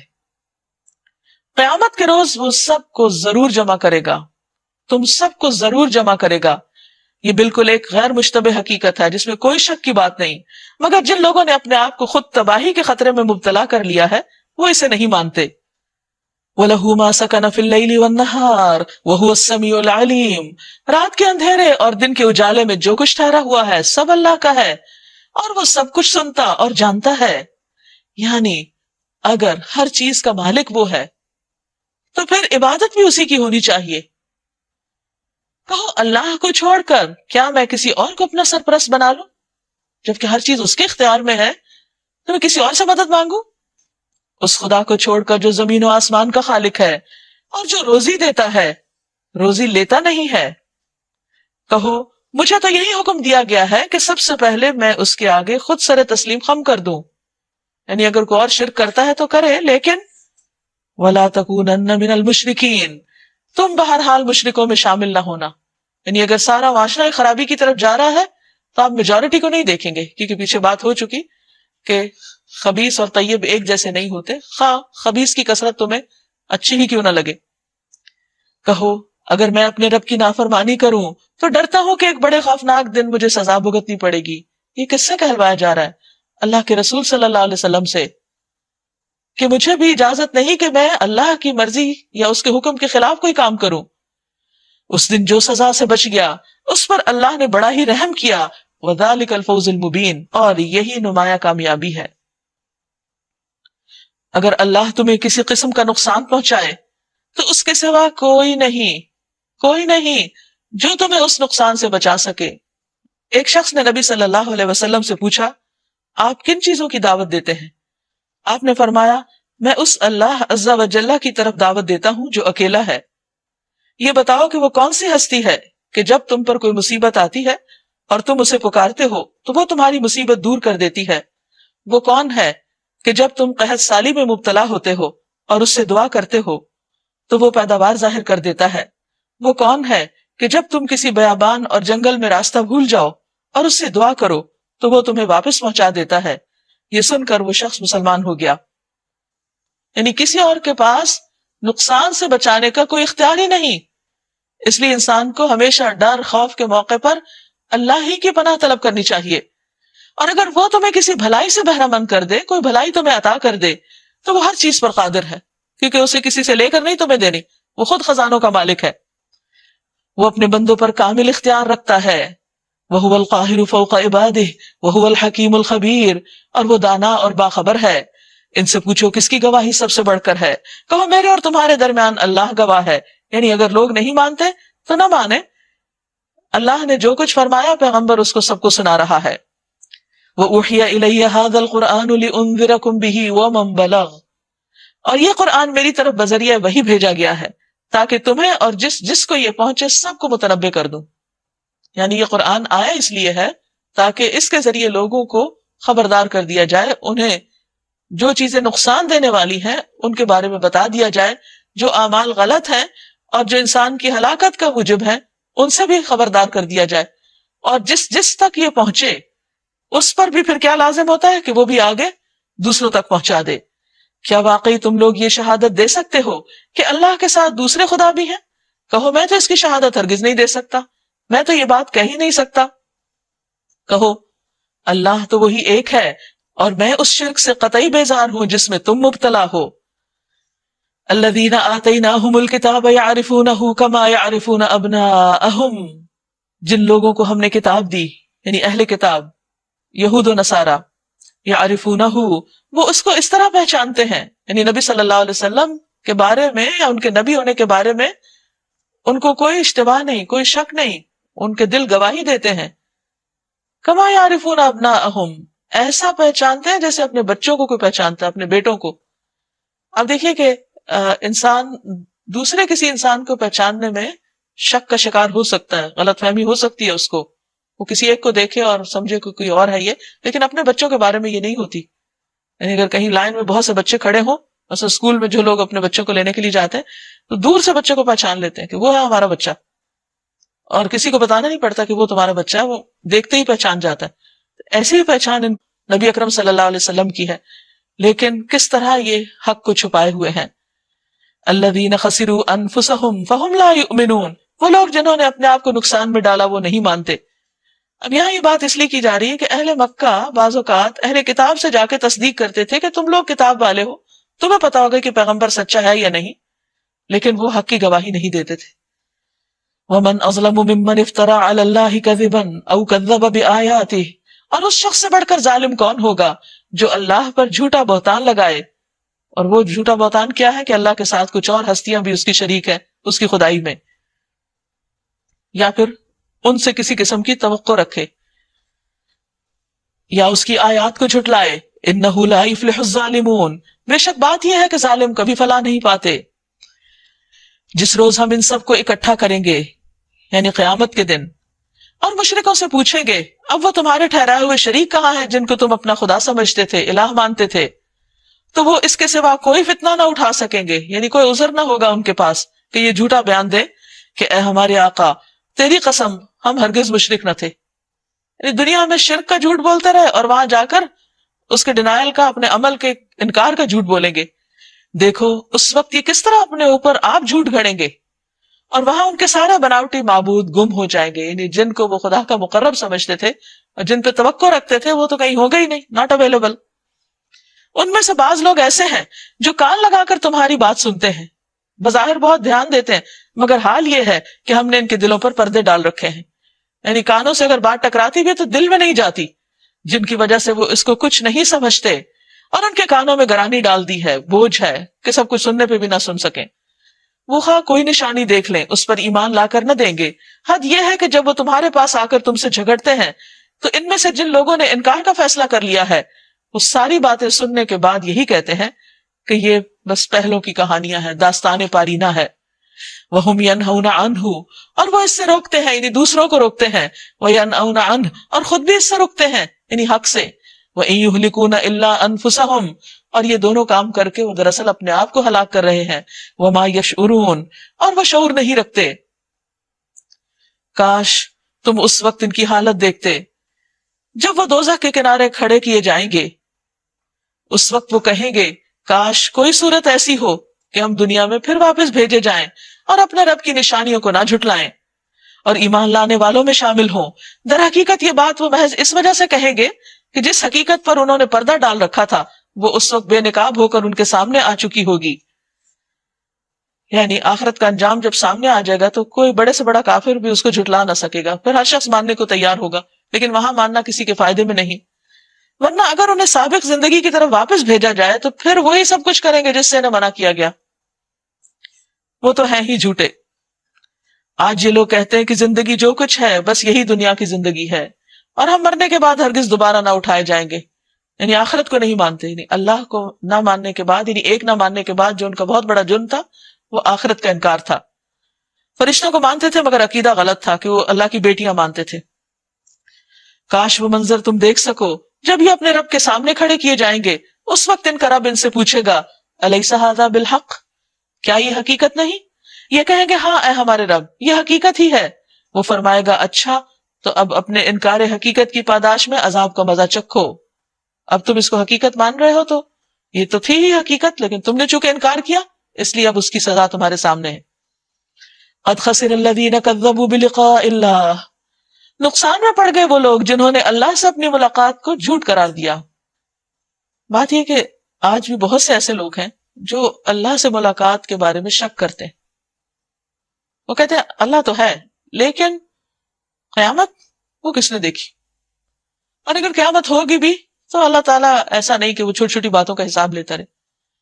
یہ سب کچھ ان کے اپنے دماغ کی گھڑت ہے، اس کی حقیقت کچھ نہیں. اگر کوئی شخص یہ سمجھتا ہے کہ قیامت نہیں آئے گی یا پھر آئی تو حساب نہیں ہوگا، تو اس کو اپنی عقل پر بھروسہ نہیں کرنا چاہیے، یہ سوچنا چاہیے کہ خود اللہ نے کیا بتایا۔ اللہ کو ماننے کا مطلب یہ کہ اللہ کی بات کو بھی مانا جائے اور اس کتاب کو سچا مانا جائے جس میں سارے حقائق بتائے گئے ہیں، کیونکہ اگر وہ سب کچھ جس کا وہ اب انکار کر رہے ہیں وہ حقیقت ہے اور کل وہ حقیقت ان کے سامنے آ گئی تو پھر کیا ہوگا؟ پھر کہاں بھاگ کر جائیں گے؟ پھر کیا وہاں ماننا فائدہ دے گا؟ ہرگز نہیں۔ تو اس شک میں انسان نہ رہے، قیامت ہے یا نہیں، یہ ایسی بات نہیں جو صرف ہماری خواہش نفس پر مبنی ہو یا ہماری عقل اس کے بارے میں کیا کہتی ہے اور ہم اس پر انحصار کر کے اپنے آپ کو ہلاکت میں ڈالیں۔ اس میں ہمیں یہ دیکھنا ہوگا کہ جس نے ہمیں پیدا کیا وہ ہمیں کیا بتاتا ہے، اور اس کی بات سب سے سچی بات ہے۔ قد خسر الذین کذبوا بلقاء اللہ، یقیناً نقصان اٹھایا ان لوگوں نے جنہوں نے اللہ کی ملاقات کو جھٹلایا۔ حتی اذا جاءتہم الساعۃ بغتۃ، یہاں تک کہ جب ان کے پاس قیامت اچانک آ جائے گی، قالوا، پکار اٹھیں گے، یا حسرتنا، ہے ہماری حسرت، علی ما فرطنا فیہا، کہ اس معاملے میں ہم سے کیسی کوتاہی ہوئی، یہ ہم نے کیا کر دیا۔ وہم یحملون اوزارہم علی ظہورہم، اور وہ اپنے بوجھ اپنی پیٹھوں پہ اٹھائے ہوئے ہوں گے، یعنی انکار کے، اور پھر جو دوسروں کو بھٹکایا، کیونکہ ایسے بہت سے لوگ خود ہمارے معاشرے میں موجود ہیں کہ جو اللہ کی ملاقات پر شک کرتے ہیں اور پھر اوروں کو بھی قائل کرنے کی کوشش کرتے ہیں۔ تو انسان جس کو گمراہ کرتا ہے ان سب کا بھی گناہ اور بوجھ اپنے اوپر لے رہا ہے۔ الا ساء ما یزرون، خبردار کتنا برا بوجھ ہے جو وہ اٹھا رہے ہوں گے۔ اور یہ سب کچھ انسان کیوں کرتا ہے؟ تاکہ دنیا کی زندگی کو انجوائے کر سکے۔ اور دنیا کی زندگی کتنے دن کی ہے؟ فرمایا وَمَا الْحَيَاةُ الدُّنْيَا إِلَّا لَعِبٌ وَلَهْوٌ، نہیں دنیا کی زندگی مگر کھیل تماشا۔ وَلَلدَّارُ الْآخِرَةُ خَيْرٌ لِلَّذِينَ يَتَّقُونَ، اور در حقیقت آخرت کا گھر وہی بہتر ہے ان لوگوں کے لیے جو تقوی اختیار کرتے ہیں۔ افلا تعقلون، کیا پھر تم عقل سے کام نہیں لوگے، غور نہیں کرو گے، سمجھنے کی کوشش نہیں کرو گے؟ صرف سنی سنائی باتوں پر آخرت کا انکار بہت بڑے خسارے کا موجب ہو سکتا ہے۔ اے محمد صلی اللہ علیہ وسلم، ہمیں معلوم ہے جو باتیں یہ لوگ بناتے ہیں ان سے آپ کو رنج ہوتا ہے۔ obviously آپ انسان بھی تھے اور آپ کو لوگوں کی باتیں دکھی بھی کرتی تھی، اور صرف اس لیے نہیں کہ آپ کو پرسنلی وہ ہرٹ کرتے تھے یا آپ اس اعتبار سے تکلیف اٹھاتے تھے، آپ کی زیادہ تکلیف یہ ہوتی تھی کہ لوگ گمراہی کی طرف جا رہے ہیں اور یہ انکار کر کے خود کو ہلاکت میں مبتلا کر رہے ہیں۔ ایک داعی کا اصل غم یہ ہوتا ہے، اس کا غم یہ نہیں ہوتا کہ کسی نے مجھے کوئی بات کیوں کہہ دی، وہ اس پریشانی میں نہیں رہتا، وہ اس قدر ہمدرد اور خیر خواہ ہوتا ہے لوگوں کا کہ وہ اس پر پریشان ہوتا ہے کہ یہ لوگ اس طرح کی باتیں کر کے ان کا پھر انجام کیا ہوگا، ان پہ کیا بیتے گی، کیا گزرے گی۔ فَإِنَّهُمْ لَا يُكَذِّبُونَكَ، پس یہ ظالم آپ کو نہیں جھٹلاتے، وَلَكِنَّ الظَّالِمِينَ بِآيَاتِ اللَّهِ يَجْحَدُونَ، لیکن یہ ظالم اللہ کی آیات کا انکار کر رہے ہیں۔ تو اللہ تعالیٰ ان سے نپٹے گا کہ انہوں نے کیا کیا۔ اور اس معاملے میں ہم دیکھتے ہیں حضرت علی رضی اللہ تعالیٰ عنہ کی روایت ہے کہ ایک مرتبہ ابو جہل جو آپ کا سب سے بڑا دشمن تھا، اس نے ایک دفعہ بات کرتے ہوئے کہا یعنی آپ صلی اللہ علیہ وسلم کو کہ ہم آپ کو جھوٹا نہیں کہتے، مگر جو کچھ آپ پیش کر رہے ہیں ہم اس کو نہیں مانتے، یعنی وحی کے ذریعے جو خبریں آپ ہم کو سناتے ہیں اور آخرت کی باتیں بتاتے ہیں وہ ہماری سمجھ میں نہیں آتی۔ اور یہ بھی کہا جاتا ہے کہ جنگ بدر کے موقع پر اخنس بن شریک نے اکیلے کر کے ابو جہل کو الگ سے پوچھا تھا کہ سچ سچ بتاؤ کہ کیا تم محمد صلی اللہ علیہ وسلم کو سچا مانتے ہیں؟ انہوں نے کہا کہ ہاں، اس نے کبھی جھوٹ نہیں بولا، وہ ایک سچا انسان ہے۔ لیکن بات یہ ہے کہ قریش کے پاس یعنی محمد صلی اللہ علیہ وسلم کا جو قبیلہ تھا ان کے پاس لواء بھی ہے، سقایت بھی ہے، حجابت بھی ہے، سارے عہدے ان کے پاس ہیں بڑے بڑے، اب نبوت بھی ان میں آ جائے تو پھر ہمارے پاس کیا رہا؟ تو یہ ایک طرح سے جالسی بھی تھی، حسد تھا، جس کی بنا پر انہوں نے ضد میں آ کر نبی صلی اللہ علیہ وسلم کا انکار کیا۔ اہل کتاب کو کیا مشکل تھی کہ پیغمبر بنی اسماعیل میں کیوں آ گیا، بنی اسرائیل میں کیوں نہیں آیا؟ حسد کی وجہ سے۔ اور ہم دیکھتے ہیں کہ حسد کا انجام کتنا برا ہوتا ہے۔ حابیل اور قابیل کے بیچ میں جو مشکل پیش آئی وہ کیا تھی کہ قابیل کو حابیل سے حسد ہوا کہ اس کی نیکی کیوں قبول ہو گئی اور میری بات کیوں نہیں مانی گئی۔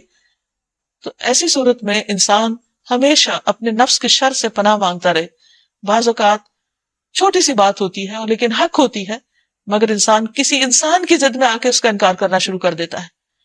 تو کبھی بھی کسی کی وجہ سے یا اپنی انا کی خاطر حق کو نہ جھٹلائے انسان. حق جب بھی سامنے آئے سر جھکا دے. بعض اوقات ایسا بھی ہوتا ہے کہ قرآن مجید کی کوئی آیت یا نبی صلی اللہ علیہ وسلم کی کوئی حدیث ہماری سمجھ میں نہیں آتی یا ہمارے نفس میں بڑی بھاری گزرتی کیونکہ ہماری زندگی اس کے خلاف جا رہی ہوتی, تو اس وقت بھی اس کو پوری طرح قبول کرنے اور پوری طرح اس کو سچا ماننے میں اور اس پر عمل کرنے میں رکاوٹ ہو جاتی. تو اس پر بھی اللہ کی مدد مانگنی چاہیے کہ اللہ تعالیٰ تیری بات سچی ہے, ہمیں اس میں کوئی شک نہیں, ہمیں تو اس کی حکمت سجھا دے یا ہمیں عمل کی توفیق دے, لیکن اس پہ برہم ہونا, اس پر اعتراض کرنا, اس پہ ناراض ہونا اور اس کی بنا پر دین سے ہی بھاگ نکلنا اور دین والوں کا مذاق اڑانا شروع کر دینا, یہ عقل مندی کا رویہ نہ ہوگا. تو اس لیے انسان ہمیشہ یہ دعا مانگتا رہے کہ اللہ ہدایت کے بعد تو ہمارے دلوں کو ٹیڑھا نہ کر. نبی صلی اللہ علیہ وسلم کے بارے میں جب پوچھا گیا ام سلمہ سے کہ آپ سب سے زیادہ کیا دعا مانگتے تھے, تو انہوں نے بتایا کہ اللہم یا مقلب القلوب ثبت قلبی علی دینک, کہ اے اللہ جو دلوں کو الٹ پلٹ کرتا ہے تو میرے دل کو دین پر جما دے, سچ پہ جما دے, حق پہ جما دے. اگر اللہ کے رسول صلی اللہ علیہ وسلم یہ دعا مانگ رہے ہیں تو ہم سب کے لیے کیا حکم ہے, کیونکہ انسان کے ساتھ اس کا نفس بھی ہے, شیطان بھی ہے, معاشرے کے پریشرز بھی ہیں, عقل کی پھسلن بھی ہے, بہت ساری چیزیں ہیں. تو انسان ہمیشہ عاجزی کے ساتھ اللہ تعالیٰ سے دعا کرتے ہوئے اللہ کی طرف جھکتا رہے اور یہی دعا کرتا رہے کہ یا رب العالمین تو اس کتاب کو, اپنے دین کو ویسا سمجھنے کی توفیق دے جیسا تو چاہتا ہے, کیونکہ اصل کامیابی سچائی کے ساتھ ہے. اپنے آپ کو دھوکہ دے کے یا اپنے آپ کو بہلا کر یا تعویلیں کر کے دین کو تبدیل کرنے کی کوشش کرنا ایک بہت بڑا جرم ہے. بہرحال تو فرمایا یہ آپ کو نہیں جھٹلاتے, یہ اصل میں اللہ کی آیات کا انکار کرتے ہیں. تم سے پہلے بھی بہت سے رسول جھٹلائے جا چکے, مگر اس تکذیب پر اور ان اذیتوں پر جو انہیں پہنچائی گئیں انہوں نے صبر کیا یہاں تک کہ انہیں ہماری مدد پہنچ گئی. اللہ کی باتوں کو بدلنے کی طاقت کسی میں نہیں, اور پچھلے رسولوں کے ساتھ جو کچھ پیش آیا اس کی خبریں تمہیں پہنچ ہی چکی ہیں. تاہم اگر ان لوگوں کی بے رخی تم سے برداشت نہیں ہوتی تو اگر تم میں کچھ زور ہے تو زمین میں کوئی سرنگ ڈھونڈو یا آسمان میں سیڑھی لگاؤ اور ان کے پاس کوئی نشانی لانے کی کوشش کرو. اگر اللہ چاہتا تو ان سب کو ہدایت پر جمع کر سکتا تھا. لہذا نادان مت بنو, دعوت حق پر لبیک وہی کہتے ہیں جو سننے والے ہیں, اور رہے مردے تو انہیں تو اللہ بس قبروں ہی سے اٹھائے گا اور پھر وہ واپس لائے جائیں گے. یعنی جو لوگ حق کو قبول نہیں کرتے وہ ایسے ہی ہیں جیسے مردہ. تو نبی صلی اللہ علیہ وسلم کو تسلی دی جا رہی ہے کہ اگر یہ بات نہیں مان رہے یا نہیں سن رہے آپ غمگین نہ ہو, اصل بات یہ ہے کہ ان کی ہٹ درمیاں آپ کے پہنچانے میں کمی نہیں ہے.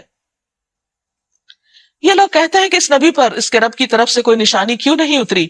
کہو اللہ نشانی اتارنے کی پوری قدرت رکھتا ہے, مگر ان میں سے اکثر لوگ نادانی میں مبتلا ہیں. زمین میں چلنے والے کسی جانور اور ہوا میں پروں سے اڑنے والے کسی پرندے کو دیکھ لو, یہ تمام تمہاری طرح کی انواع ہیں. یعنی تم جو معجزے مانگتے ہو تو یہ جو ہوا میں اڑتے پرندے کیا یہ معجزہ نہیں ہے؟ اور زمین پہ جو چلتے جانور ہیں اور ان کی مختلف شکلیں اور ان کی عادتیں اور ان کے کام اور ان کی غذائیں اور ان کا لیونگ سٹائل, یہ سب بھی تو ایک بہت بڑی نشانی کہ اتنی ڈائیورسٹی ہے اور اتنی ویرائٹی ہے اور اتنا اللہ سبحانہ تعالیٰ سب کو رزق دے رہا ہے اور سب کے رہنے کا انتظام اس نے کر رکھا ہے اور سب کی حفاظت بھی کرتا ہے. ہم نے ان کی تقدیر کے نوشتے میں کوئی کسر نہیں چھوڑی, پھر یہ سب اپنے رب کی طرف سمیٹے جاتے ہیں.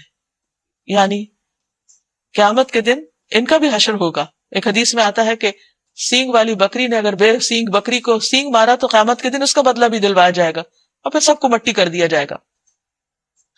مگر جو لوگ ہماری نشانیوں کو جھٹلاتے ہیں وہ بہرے اور گنگے ہیں, تاریکیوں میں پڑے ہوئے ہیں. اللہ جسے چاہتا ہے بھٹکا دیتا ہے اور جسے چاہتا ہے سیدھے رستے پر لگا دیتا ہے. ان سے کہو ذرا غور کر کے بتاؤ, اگر کبھی تم پر اللہ کی طرف سے کوئی بڑی مصیبت آ جاتی ہے یا آخری گھڑی آ پہنچتی ہے تو کیا اس وقت تم اللہ کے سوا کسی اور کو پکارتے ہو؟ یعنی اہل عرب خود نبی صلی اللہ علیہ وسلم کو جو لوگ جھٹلاتے تھے, انتہائی سخت تکلیف اور مشکل کے وقت اپنے معبودوں کو, بتوں کو اور سہاروں سب کو بھول جاتے تھے اور صرف اللہ ہی کو پکارتے تھے.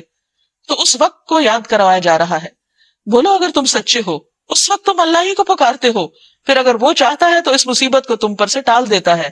ایسے موقعوں پر تم اپنے ٹھہرائے ہوئے شریکوں کو بھول جاتے ہو. وَلَقَدْ أَرْسَلْنَا إِلَىٰ أُمَمٍ مِّن قَبْلِكَ فَأَخَذْنَاهُمْ بِالْبَأْسَاءِ وَالضَّرَّاءِ لَعَلَّهُمْ يَتَضَرَّعُونَ. تم سے پہلے بہت سی قوموں کی طرف ہم نے رسول بھیجے اور ان قوموں کو مصائب اور آلام میں مبتلا کیا تاکہ وہ عاجزی کے ساتھ ہمارے سامنے جھک جائیں بس جب ہماری طرف سے ان پر کوئی سختی آئی تو کیوں نہ انہوں نے عاجزی اختیار کی، مگر ان کے دل تو اور سخت ہو گئے، اور شیطان نے ان کو اطمینان دلایا کہ جو کچھ تم کر رہے ہو خوب کر رہے ہو۔ پھر جب انہوں نے اس نصیحت کو جو انہیں کی گئی تھی بھلا دیا تو ہم نے ہر طرح کی خوشحالیوں کے دروازے ان کے لیے کھول دیے، یہاں تک کہ جب وہ ان بخششوں میں جو انہیں عطا کی گئی تھی خوب مگن ہو گئے تو اچانک ہم نے انہیں پکڑ لیا، کیونکہ اگر کسی کو نافرمانی کے باوجود خوشحالی مل رہی ہے تو یہ اس کے لیے ایک بہت بڑا امتحان ہے، کیونکہ وہ آئندہ پکڑ کا پیش خیمہ ہوتا ہے، جیسا کہ ایک حدیث میں آپ صلی اللہ علیہ وسلم نے اس کی وضاحت فرمائی۔ نبی صلی اللہ علیہ وسلم نے فرمایا، اگر تم دیکھو کہ اللہ کسی شخص کو اس کی نافرمانیوں کے باوجود دنیا میں وہ کچھ عطا فرما رہا ہے جو وہ چاہتا ہے تو یہ استدراج یعنی اللہ تعالیٰ کا اس کو ڈھیل دے کر پکڑنے کا عمل ہے۔ پھر نبی صلی اللہ علیہ وسلم نے آیت تلاوت فرمائی، فَلَمَّا نَسُوا مَا ذُكِّرُوا بِهِ فَتَحْنَا عَلَيْهِمْ أَبْوَابَ كُلِّ شَيْءٍ۔ اب حال یہ تھا کہ وہ ہر خیر سے مایوس تھے، اس طرح ان لوگوں کی جڑ کاٹ کر رکھ دی گئی جنہوں نے ظلم کیا تھا، اور تعریف ہے اللہ رب العالمین کے لیے کہ ظلم کا خاتمہ کر دیا اس نے۔ اے محمد صلی اللہ علیہ وسلم ان سے کہیے، کبھی تم نے یہ بھی سوچا کہ اگر اللہ تمہاری بینائی اور سماعت تم سے چھین لے اور تمہارا دلوں پر مہر کر دے، یعنی مہر کرنے سے مراد تمہارے سوچنے سمجھنے کی صلاحیتیں ختم ہو جائیں، تو اللہ کے سوا اور کون خدا ہے جو یہ قوتیں تمہیں واپس دلا سکتا ہو؟ یعنی تم شکر نہیں کرتے؟ اگر دیکھا جائے تو صرف ایک کلاٹ اگر آ جائے تو انسان کو سوچنے سمجھنے کی اور سننے کی اور ایون زندگی کی طاقت اس سے ختم ہو جائے، زندگی تک چھن جائے، یعنی انسان اپنی ذات میں اس قدر کمزور ہے۔ تو اگر اللہ تعالیٰ نے ہمیں مہلت دی ہوئی ہے اور یہ ساری نعمتیں ہماری نافرمانیوں کے باوجود ہمیں ملی ہوئی ہیں تو توبہ کے ساتھ اصلاح کا رویہ اختیار کرنا چاہیے۔ دیکھو کس طرح ہم بار بار اپنی نشانیاں ان کے سامنے پیش کرتے ہیں اور پھر یہ کس طرح ان سے نظر چرا جاتے ہیں۔ کہو کبھی تم نے سوچا کہ اگر اللہ کی طرف سے اچانک یا اعلانیہ تم پر عذاب آ جائے تو کیا ظالم لوگوں کے سوا کوئی اور ہلاک ہوگا؟ ہم جو رسول بھیجتے ہیں اسی لیے تو بھیجتے ہیں کہ وہ نیک کردار لوگوں کے لیے خوشخبری دینے والے اور بد کرداروں کے لیے ڈرانے والے ہوں۔ تو جو لوگ ان کی بات مان لیں اور اپنے طرز عمل کی اصلاح کر لیں ان کے لیے کسی خوف اور رنج کا موقع نہیں، یعنی رسولوں کی آمد کا مقصد انسانوں کی ہدایت ہے، جو لوگ اس سے فائدہ اٹھائیں تو پھر ان کے لیے انعام کیا ہے کہ ان کے لیے خوف اور غم نہیں۔ آج انسان کے پاس ساری نعمتیں بھی ہوں تو وہ خوف اور غم سے چھٹکارا نہیں پا سکتا اس دنیا میں۔ اگر ہر طرف سے پروٹیکٹڈ بھی ہے تو یہ خوف اس کو نہیں جینے دیتا کہ پتہ نہیں کس وقت میں خود دنیا سے چلا جاؤں۔ لیکن جو لوگ اللہ پر ایمان رکھتے ہیں، اللہ سے محبت کرتے ہیں، موت کے وقت جب نیک فرشتے ان کی روح لینے آتے ہیں تو انہیں اللہ سے ملاقات کا شوق اور بڑھ جاتا ہے۔ دنیا کی چیزوں، اپنے مال اولاد اور باقی چیزوں کے مقابلے میں انہیں اللہ سبحانہ وتعالیٰ کی رضامندی کی شکل میں جو خوشخبری ملتی ہے اس سے جتنا وہ خوش ہوتے ہیں انہیں دنیا سے جدائی کا سارا غم بھی ختم ہو جاتا ہے۔ تو ایسے لوگ مرتے وقت بھی امن میں ہوتے ہیں اور آخرت میں بھی امن میں اور ہر حزن سے پاک۔ والذین کذبوا بآیاتنا یمسهم العذاب بما كانوا یفسقون، اور جو لوگ ہماری آیات کو جھٹلائیں وہ اپنی نافرمانیوں کی پاداش میں سزا بھگت کر رہیں گے۔ یعنی اب دو راستے ہیں انسان کے سامنے، ایک اطاعت کا راستہ ہے جو بظاہر وقتی طور پہ مشکل اور کڑوا لیکن اینڈ بہت اچھا ہے، اور صرف اینڈ ہی نہیں بلکہ انسان جب اللہ کی اطاعت میں زندگی بسر کرتا ہے تو اس کے اندر ایک اطمینان ہوتا ہے، چاہے بظاہر ماحول کتنا بھی مخالف کیوں نہ ہو، کیونکہ اس کے ضمیر کے اندر، اس کے دل کے اندر جو ایک ٹھنڈک اور سکون ہے وہ ایک انسٹنٹ ریوارڈ ہوتا ہے اس کے لیے۔ قل لا اقول لكم عندي خزائن الله ولا اعلم الغیب ولا اقول لكم انی ملک، آپ کہہ دیجئے، یعنی نبی صلی اللہ علیہ وسلم سے خطاب ہے، میں تم سے یہ نہیں کہتا کہ میرے پاس اللہ کے خزانے ہیں، کیونکہ خزانوں کا مالک تو اللہ ہی ہے۔ نبی صلی اللہ علیہ وسلم فرمایا کہ میں تو صرف تقسیم کرنے والا ہوں، جیسے کہ ایک حدیث میں ہے۔ رسول اللہ صلی اللہ علیہ وسلم نے فرمایا، نہ میں تمہیں کوئی چیز دیتا ہوں نہ تم سے کسی چیز کو روکتا ہوں، میں تو صرف تقسیم کرنے والا ہوں، جہاں جہاں مجھے حکم ہوتا ہے وہیں دے دیتا ہوں، نہ میں غیب کا علم رکھتا ہوں۔ یہ آپ نے کبھی دعویٰ نہیں کیا، آپ کے پاس وہی علم ہے جو اللہ نے آپ کو عطا کیا، اور نہ میں یہ کہتا ہوں کہ میں فرشتہ ہوں، کیونکہ آپ انسان تھے اور پیغمبر تھے، میں تو صرف اس وحی کی پیروی کرتا ہوں جو مجھ پر نازل کی جاتی ہے، یعنی جو کچھ تمہیں بتاتا ہوں خود بھی اس پر عمل کرتا ہوں۔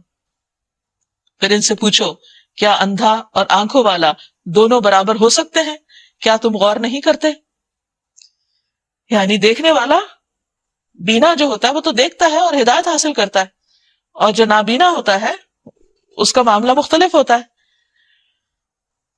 وَأَنذِرْ بِهِ الَّذِينَ يَخَافُونَ أَن يُحْشَرُوا إِلَىٰ رَبِّهِمْ، اے محمد صلی اللہ علیہ وسلم تم اس علم وحی کے ذریعے سے ان لوگوں کو نصیحت کرو جو اس بات کا خوف رکھتے ہیں کہ اپنے رب کے سامنے کبھی اس حال میں پیش کیے جائیں گے کہ اس کے سوا وہاں کوئی نہ ہوگا جو ان کا حامی و مددگار ہو یا ان کی سفارش کرے، شاید اس نصیحت سے وہ تقوی کی روش اختیار کر لیں۔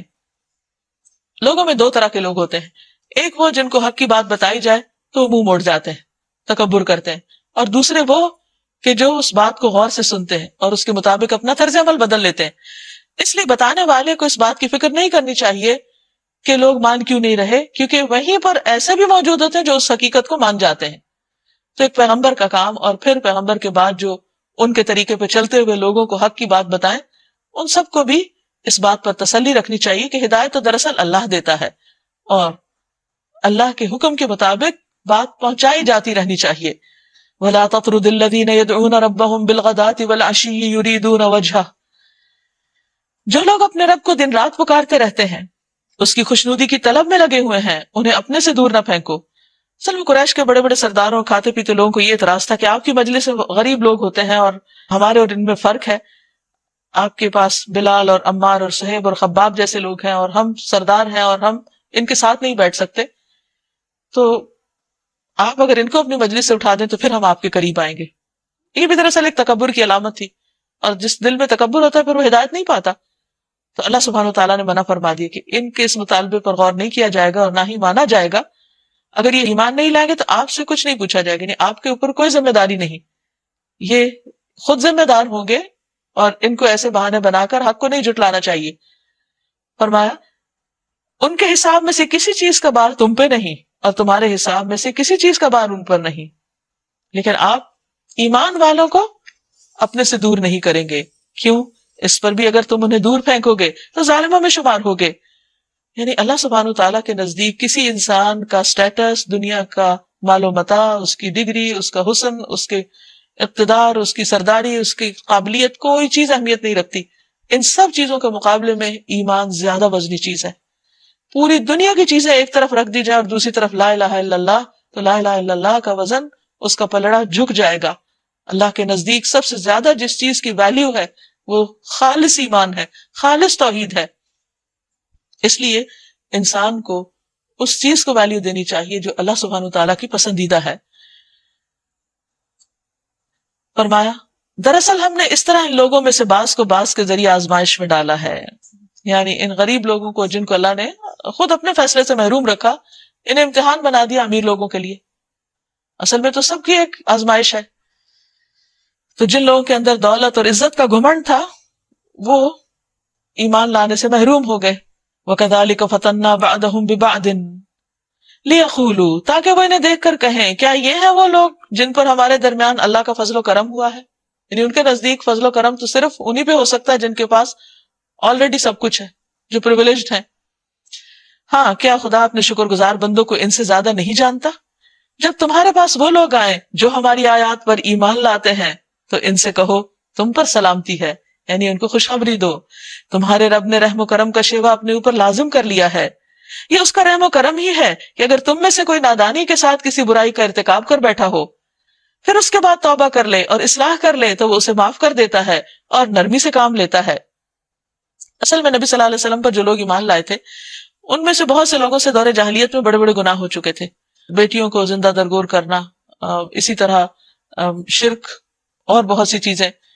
تو اسلام لانے کے بعد ان کو اپنے پچھلے گناہوں کی بہت فکر ہوتی تھی، اسی لیے عمرو بن العاص کے بارے میں آتا ہے کہ جب وہ ایمان لانے کے لیے آپ کی خدمت میں حاضر ہوئے تو انہوں نے کہا کہ اپنا ہاتھ آگے بڑھائیے اور مجھ سے وعدہ کیجیے کہ جو پچھلے گناہ ہیں وہ معاف کر دیے جائیں گے تو میں مسلمان ہوں۔ تو آپ نے فرمایا کہ توبہ جو ہے وہ پچھلے تمام گناہوں کو منہدم کر دیتی ہے، اسلام پچھلے سارے گناہوں کو معاف کر دیتا ہے۔ تو یہ ان کے لیے ایک طرح سے تسلی کے طور پر آیت نازل کی گئی تھی کہ اللہ سبحانہ وتعالیٰ پچھلے گناہوں سے درگزر فرماتا ہے۔ اسی طرح بہت سے لوگ اس وجہ سے بھی نیکی کی طرف نہیں بڑھتے کہ ان سے ماضی میں کچھ غلطیاں ہو چکی، تو اگر وہ اب نیک بنے تو لوگ تانے دیں گے کہ دیکھو 900 چوہے کھا کر بلی حج کو چلی اور اب یہ بہت مذہبی ہو گئے اور بہت دینی ہو گئے اور اب ان کو خیال آیا ہے اس عمر میں مسلمان بننے کا۔ تو یہ ایسی چیزیں ہوتی ہیں کہ جو انسان کو حق کی طرف آنے سے روک دیتی ہیں۔ تو اس پر اللہ سبحانہ وتعالیٰ نے خوشخبری دی کہ ماضی میں جو ہو چکا، جہالت میں جو برائیاں ہو چکی، اگر انسان ان سے توبہ کر لے اور اپنی اصلاح کر لے تو اللہ تعالیٰ معاف کرنے والا ہے. اور اللہ تعالیٰ بندے کی توبہ اس وقت تک قبول کرتا ہے جب تک کہ اس کی موت کا وقت نہیں آ جاتا. اس کا یہ مطلب نہیں ڈیلے کر انسان مرنے کے وقت تک، ایسا نہ ہو کہ وہ وقت آ جائے کہ جب دروازہ ہی بند ہو جائے. لیکن یہ ایک بہت ہی خوبصورت آیت ہے جو انسان کو تسلی دیتی ہے کہ انسان سے جہالت کی وجہ سے ماضی میں جو بھی غلطیاں ہوئیں وہ دین پر سچے دل سے شعوری ایمان لانے کی وجہ سے سب معاف ہو جائیں گی. اور اس طرح ہم اپنی نشانیاں کھول کھول کر پیش کرتے ہیں تاکہ مجرموں کی راہ بالکل نمایاں ہو جائے. قل انی نہیت ان اعبد الذین تدعون من دون اللہ، اے محمد صلی اللہ علیہ وسلم ان سے کہہ دیجئے تم لوگ اللہ کے سوا جن دوسروں کو پکارتے ہو ان کی بندگی کرنے سے مجھے منع کیا گیا ہے. کہو میں تمہاری خواہشات کی پیروی نہیں کروں گا. اصل میں ان کا یہ مطالبہ تھا کہ آپ بس ہمارے بتوں پہ ہاتھ ہی رکھ دیں، ان کو برا نہ کہیں تو ہم آپ پر ایمان لے آئیں گے. فرمایا نہیں، یہ نہیں ممکن. اگر میں نے ایسا کیا تو میں گمراہ ہو گیا، راہ راست پانے والوں میں سے نہ رہا. کہو میں اپنے رب کی طرف سے ایک دلیل روشن پر قائم ہوں اور تم نے اسے جھٹلا دیا. اب میرے اختیار میں وہ چیز نہیں جس کے لیے تم جلدی مچا رہے ہو. یعنی جو مخالفین تھے وہ کہتے تھے عذاب آ جائے اگر ہم نہیں مانتے تو. فرمایا فیصلے کا سارا اختیار اللہ کو ہے. ان الحکم الا للہ. یہ بھی ایک بہت واضح فیصلہ کن آیت ہے کہ نبی صلی اللہ علیہ وسلم اللہ تعالیٰ کے اختیارات نہیں رکھتے اور کوئی چیز زبردستی بھی اللہ سے نہیں منوا سکتے اللہ یہ کہ جس چیز کا اللہ سبحانہ وتعالیٰ نے خود وعدہ کیا ہو یا اس کی اجازت دی ہو. تو یہاں پر بھی یہی فرمایا جا رہا ہے کہ فیصلے کا سارا اختیار اللہ کو ہے، وہی امر حق بیان کرتا ہے اور وہی بہترین فیصلہ کرنے والا ہے. کہو اگر وہ چیز میرے اختیار میں ہوتی جس کی تم جلدی مچا رہے ہو تو میرے اور تمہارے درمیان کبھی کا فیصلہ ہو چکا ہوتا، مگر اللہ زیادہ بہتر جانتا ہے کہ ظالموں کے ساتھ کیا معاملہ کیا جانا چاہیے. وَعِندَهُ مَفَاتِحُ الْغَيْبِ لَا يَعْلَمُهَا إِلَّا هُوَ. اسی کے پاس غیب کی کنجیاں ہیں، غیب کا سارا علم اللہ کے پاس ہے جنہیں اس کے سوا کوئی نہیں جانتا. اگر کنجیاں نہیں جانتا تو خزانے ان میں کیا ہے وہ کون جانے گا. تو اسی کے پاس ہے غیب کی کنجیاں جنہیں اس کے سوا کوئی نہیں جانتا. بحر و بر میں جو کچھ ہے سب سے وہ واقف ہے. اصل میں یہاں اللہ کے علم کی جو قوت ہے یا قدرت اس کی بات کی جا رہی. سر نالج از پاور. کہیں بھی اتھارٹی علم کے ساتھ ہوتی ہے. اب اللہ سبحانہ تعالیٰ نے جب اپنا علم سارا کسی کو دیا نہیں تو کوئی اس کا شریک کہاں سے ہو سکتا ہے؟ درخت سے گرنے والا کوئی پتا ایسا نہیں جس کا اسے علم نہ ہو. اتنی باریکی سے ہر چیز کو جانتا ہے کہ اس کی بادشاہت میں، اس کی کنگڈم میں، اس کے کائنات میں کہاں کس چیز کی کیا موو ہوئی ہے. زمین کے تاریک پردوں میں کوئی دانہ ایسا نہیں جس سے وہ باخبر نہ ہو. صرف اوپر اوپر نہیں، اندر بھی خشک و تر سب کچھ ایک کھلی کتاب میں لکھا ہوا ہے. صرف یہ نہیں کہ وہ جانتا ہے بلکہ ہر چیز کا ریکارڈ موجود ہے. ہو سچی آج کل کتنا بڑا مسئلہ ہے ڈیٹا مینجمنٹ کا کہ کسی بھی ادارے کے لیے کہ اس کے جو اثاثے ہیں یا اس کے پاس جو انفارمیشن ہے اس کو کس طرح ڈیجیٹل فارم میں ریکارڈ کرے اور وہ ساری چیزیں کہاں سٹور کرے. اور اللہ سبحانہ وتعالی اس کی کتاب کیسی ہوگی، اس کا ڈیٹا بیس کیسا ہوگا کہ جس میں ہر ذرے کا ریکارڈ ہے اور ہر چیز کے بارے میں سب کچھ موجود ہے. وہی ہے جو رات کو تمہاری روحیں قبض کرتا ہے. یعنی نیند موت سے مشابہ چیز ہے. یہ بھی اللہ کی قدرت ہے کہ تمہیں صلاح دیتا ہے. اور نیند ایسی چیز ہے جس کے معاملے انسان بے حد بے بس، اور کوئی زیرو ایسا نہیں کہ جس کو نیند کی ضرورت نہ پڑتی ہو، یعنی انسانوں میں سے، جانوروں میں سے. اس کے برعکس اللہ سبحانہ وتعالی لا تأخذہ سنۃ ولا نوم، وہ اس عیب، اس کمزوری سے پاک ہے. یہ انسان کی بہت بڑی ویکنس ہے نا نیند. بھوک برداشت کر لے گا، نیند کے آگے بے بس ہو جائے گا. اور دن کو جو کچھ تم کرتے ہو اسے بھی جانتا ہے. پھر اللہ کے علم کی جو قدرت ہے اس کے بارے میں بتایا جا رہا. پھر دوسرے روز وہ تمہیں اسی کاروبار کے عالم میں واپس بھیج دیتا ہے. بار بار سلاتا ہے، اٹھاتا ہے، جگاتا ہے، جلاتا ہے، مارتا ہے، اور ایک دن اسی طرح تمہیں موت کی نیند سلائے گا اور پھر اس کے بعد بھی اٹھا دے گا.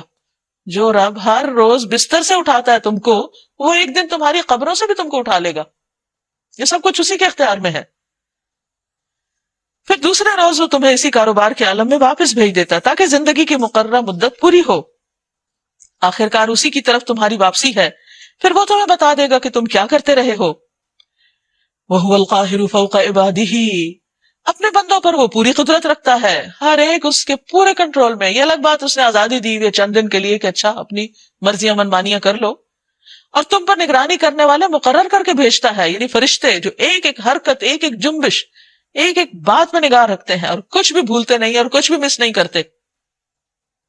حتی اذا جاء احدکم الموت توفته رسلنا وهم لا يفرطون، یہاں تک کہ جب تم میں سے کسی کی موت کا وقت آ جاتا ہے تو اس کے بھیجے ہوئے فرشتے اس کی جان نکال لیتے ہیں، ایک ایک رگ اور نس سے اور ایک ایک سیل کے اندر سے روح نکال کے لے جاتے ہیں، اور انسان اس وقت پورے کا پورا بے بس ہوتا ہے. بڑی سے بڑی مشین بھی وہ نکلتی جان روک نہیں سکتی، اور اپنا فرض انجام دینے میں ذرا کوتاہی نہیں کرتے، سستی نہیں کرتے، پوری ٹائم کی پابندی کے ساتھ انسٹرکشنز کو 100% فالو کرتے ہیں. پھر سب کے سب اللہ اپنے حقیقی آقا کی طرف واپس لائے جاتے ہیں. خبردار ہو جاؤ، فیصلہ کے سارے اختیارات اسی کو حاصل ہیں اور وہ حساب لینے میں بہت تیز ہے. قل من ينجيكم من ظلمات البر والبحر تدعونه تضرعا وخفيا، ان سے پوچھئے صحرا اور سمندر کی تاریکیوں میں کون تمہیں خطرات سے بچاتا ہے؟ اندھیری رات میں عین سمندر کے بیچ اگر تمہاری کشتی ڈولنے لگے تو وہاں تمہاری مدد کو کون پہنچتا ہے؟ کون ہے جس سے تم مصیبت کے وقت گڑ گڑا کر اور چپ کے دعائیں مانگتے ہو؟ تو یہ مشرکین عرب ان حالات میں صرف اللہ کو پکارتے تھے. کس سے کہتے ہو کہ اگر اس بلا سے تو نے ہم کو بچا لیا تو ہم ضرور شکر گزار ہوں گے؟ اس وقت جو وعدے تم دل ہی دل میں کر رہے تھے اس کو بھی اللہ جانتا ہے، یعنی ان کے دلوں کے حال اور ان کی بے کسی اور ان کی بے قراری اس کو بھی اللہ تعالیٰ کھول کے رکھ رہے ہیں کہ کیا یہ حقیقت نہیں کہ تم ایسا ہی کرتے ہو، کہ تم پھر اپنی اصل فطرت پہ جس پہ اللہ نے پیدا کیا یعنی مسلمان موحد اس پہ تم لوٹ جاتے ہو. اللہ تمہیں اس سے اور ہر تکلیف سے نجات دیتا ہے، پھر تم دوسروں کو اس کا شریک ٹھہراتے، یعنی کنارے پہ آ کے مشکل جب آسان ہو جاتی تو پھر تمہیں دیویاں اور دیوتا یاد آ جاتے ہیں. کہو وہ اس پہ قادر ہے کہ تم پر کوئی عذاب اوپر سے نازل کر دے یا تمہارے قدموں کے نیچے سے برپا کر دے. اگر انسان تھوڑی دیر بھی سوچے پھر جس زمین پہ ہم بیٹھے ہیں اس کے اندر لاوا بھڑک رہا ہے اور ایک کن کہنے کی دیر ہے ہر چیز پھٹ کے سامنے آ سکتی. وہ جہاں سے چاہے زمین کو حکم دے اور زمین دھنسا کے انسان کو اندر ڈبو دے، اندر دھسا دے، اور انسان کچھ بھی نہیں کر سکتا. تو انسان بھاگ کے جا کہاں سکتا ہے؟ اگر خدا نہ خاصا زمین کو کچھ ہونے لگے تو ہم اڑ کے کہاں جا سکتے ہیں؟ کیا کسی درخت یا پہاڑ پہ بنا لیں گے؟ کیا وہ سب بھی اللہ کے حکم کے تابع نہیں؟ تو انسان کو سوچنا چاہیے کہ وہ کس دل سے اور کس ہمت سے اللہ کی نافرمانیوں پہ نافرمانیاں کیے چلے جا رہا ہے. یا تمہیں گروہوں میں تقسیم کر کے ایک گروہ کو دوسرے گروہ کی طاقت کا مزہ چکھوا دے. یعنی جب تم اللہ کی نافرمانیاں کرتے ہو تو پھر وہ تمہارے اندر ایک دوسرے کی دشمنی پیدا کر دیتا ہے اور پھر ایک گروہ دوسرے کو مارتا چلا جاتا ہے اور ٹارگٹ کلنگ کا سلسلہ لامتناہی ہوتا چلا جاتا ہے. یہ بھی اللہ کے عذاب ہی کی ایک قسم ہے. دیکھو ہم کس طرح بار بار مختلف طریقوں سے اپنی نشانیاں ان کے سامنے پیش کر رہے ہیں، شاید کہ یہ حقیقت کو سمجھ لیں. تمہاری قوم اس کا انکار کر رہی ہے حالانکہ وہ حقیقت ہے. ان سے کہہ دو کہ میں تم پر حوالہ دار نہیں بنایا گیا ہوں، ہر خبر کے ظہور میں آنے کا ایک وقت مقرر ہے، ان قریب تم کو خود انجام معلوم ہو جائے گا. وَإِذَا رَأَيْتَ الَّذِينَ يَخُوضُونَ فِي آيَاتِنَا، جب آپ دیکھیں کہ لوگ ہماری آیات پر نکتہ چینیاں کر رہے ہیں، یعنی چھوٹی سی عقل کے ساتھ رب العالمین کے کلام اور اس کی باتوں پر اعتراض کر رہے ہیں، تو ان کے پاس سے ہٹ جاؤ، یہاں تک کہ وہ اس گفتگو کو چھوڑ کر دوسری باتوں میں لگ جائیں. کیوں؟ یہ ہمیں کیوں حکم دیا گیا؟ تاکہ ان کا وائرس ہمیں نہ لگے. اور اگر کبھی شیطان تمہیں بلاوے میں ڈال دے تو جس وقت تمہیں اس غلطی کا احساس ہو جائے اس کے بعد پھر ایسے ظالم لوگوں کے پاس مت بیٹھو، یعنی ایسے لوگوں کی کمپنی جو اللہ کے دشمن ہو اس سے اجتناب برتنا چاہیے. ان کے حساب میں سے کسی چیز کی ذمہ داری پرہیزگار لوگوں پر نہیں ہے، البتہ نصیحت کرنا ان کا فرض ہے. یعنی ایسے لوگ جو اس قسم کی باتیں کر رہے ہیں ان کو سمجھانا بہرحال ضروری ہے کہ وہ اس غلط کام کو چھوڑ دیں، شاید کہ وہ غلط روی سے بچ جائیں. یعنی بائیک آؤٹ کا مطلب یہ نہیں کہ نصیحت چھوڑ دی جائے. وَذَرِ الَّذِينَ اتَّخَذُوا دِينَهُمْ لَعِبًا وَلَهْوًا، چھوڑو ان لوگوں کو جنہوں نے اپنے دین کو کھیل اور تماشا بنا رکھا ہے اور جنہیں دنیا کی زندگی فریب میں مبتلا کیے ہوئے ہے. ہاں مگر یہ قرآن سنا کر نصیحت اور تنبیہ کرتے رہو، یعنی ان لوگوں تک بھی پیغام لے کر جاؤ. کیوں؟ کہ کہیں کوئی شخص اپنے کیے کرتوتوں کے وبال میں گرفتار نہ ہو جائے. یعنی لوگوں کو حق بتانا کیوں ضروری ہے؟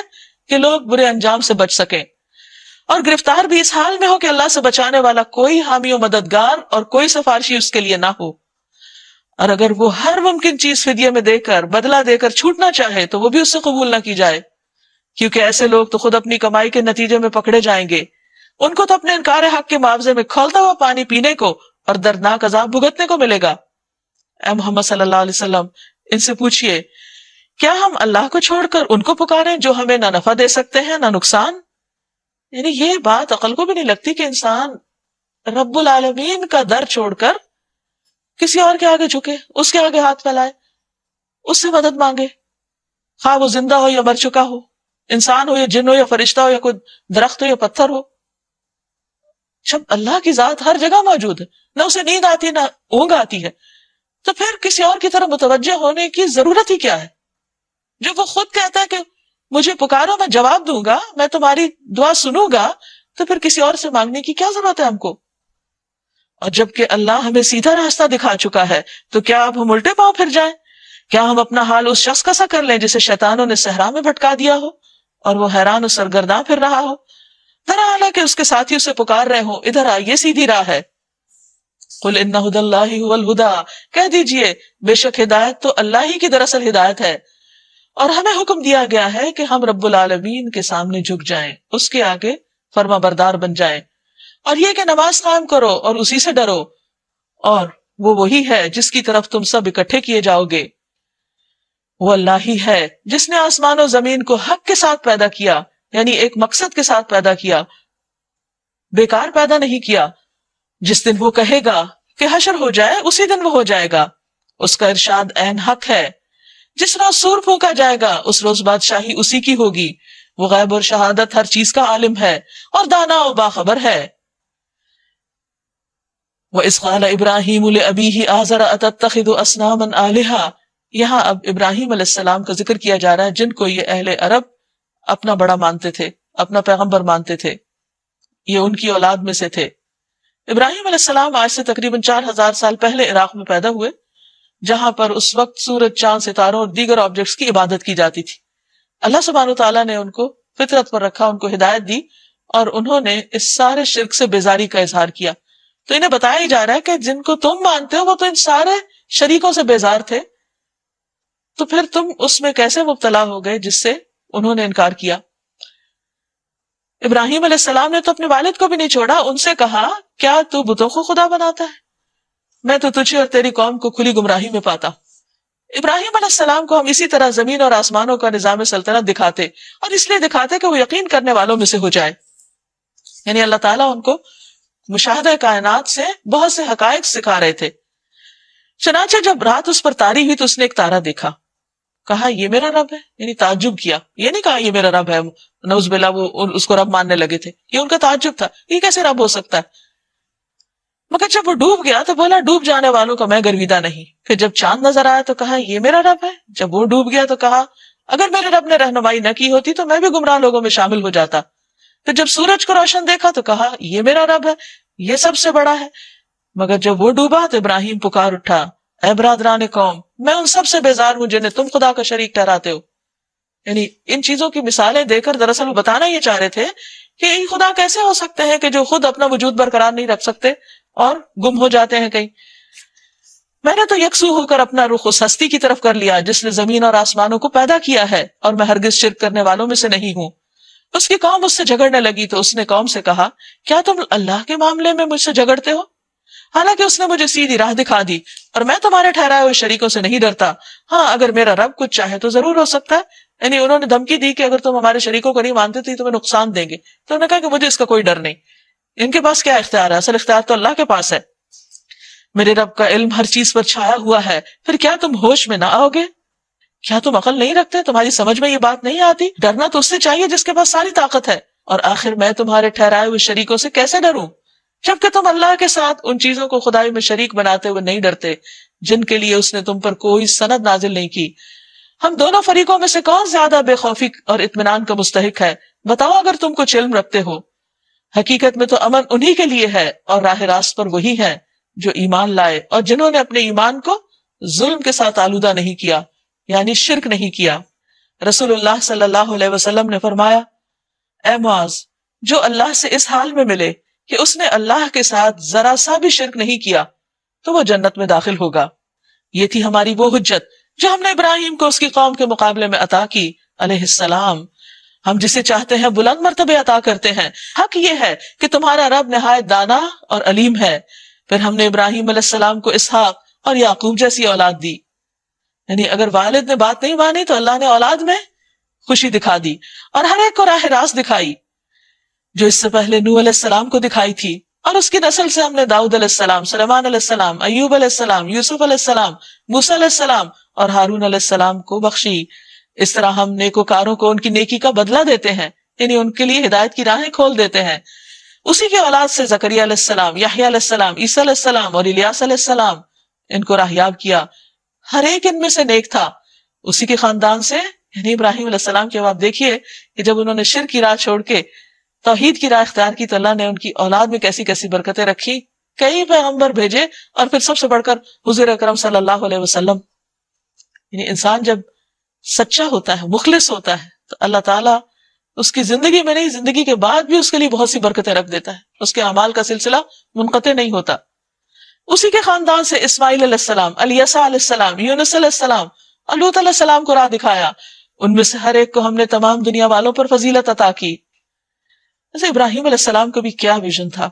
اس دور میں 4000 سال پہلے کیسی محبت تھی ان کے دل میں اللہ کی اور توحید کی کہ جب ان کے شہر والوں نے ان کو نکال دیا تو اس کے بعد انہوں نے گھوم پھر کر تبلیغ کی. مصر گئے، یعنی عراق سے نکلے تو مصر گئے، فلسطین، پھر اس کے ساتھ اردن. ایک علاقے میں اپنے بھتیجے لوط علیہ السلام کو مقرر کیا. فلسطین میں ان کے بچے یعنی ان کے بیٹے اسحاق علیہ السلام تھے. پھر اسماعیل علیہ السلام کو مکہ میں لا کے بسایا. یعنی نہ تو ٹرانسپورٹیشن کے ایسے وسائل ہیں، نہ کمیونیکیشن کا دور ہے، لیکن حیرت ہوتی ہے کہ کس طرح اپنی زندگی بھی لگائی ہوئی ہے اور جو اپنے متعلقین ہیں سب کو اللہ کے دین کا پیغام پہنچانے کے لیے مختلف جگہوں پر متعین کر رہے ہیں. اور اللہ سبحانہ وتعالیٰ نے پھر ان کی اولاد کے اندر کیسی کیسی برکتیں رکھی. یعنی اس سے اندازہ ہوتا ہے کہ جو شخص اللہ کے ساتھ سچا ہو جاتا ہے، سنسیئر ہو جاتا ہے، اس کو آخرت میں تو جو بدلہ ملے گا سو ملے گا، دنیا میں بھی اللہ تعالیٰ اس کو بہترین بدلہ عطا کرتے ہیں.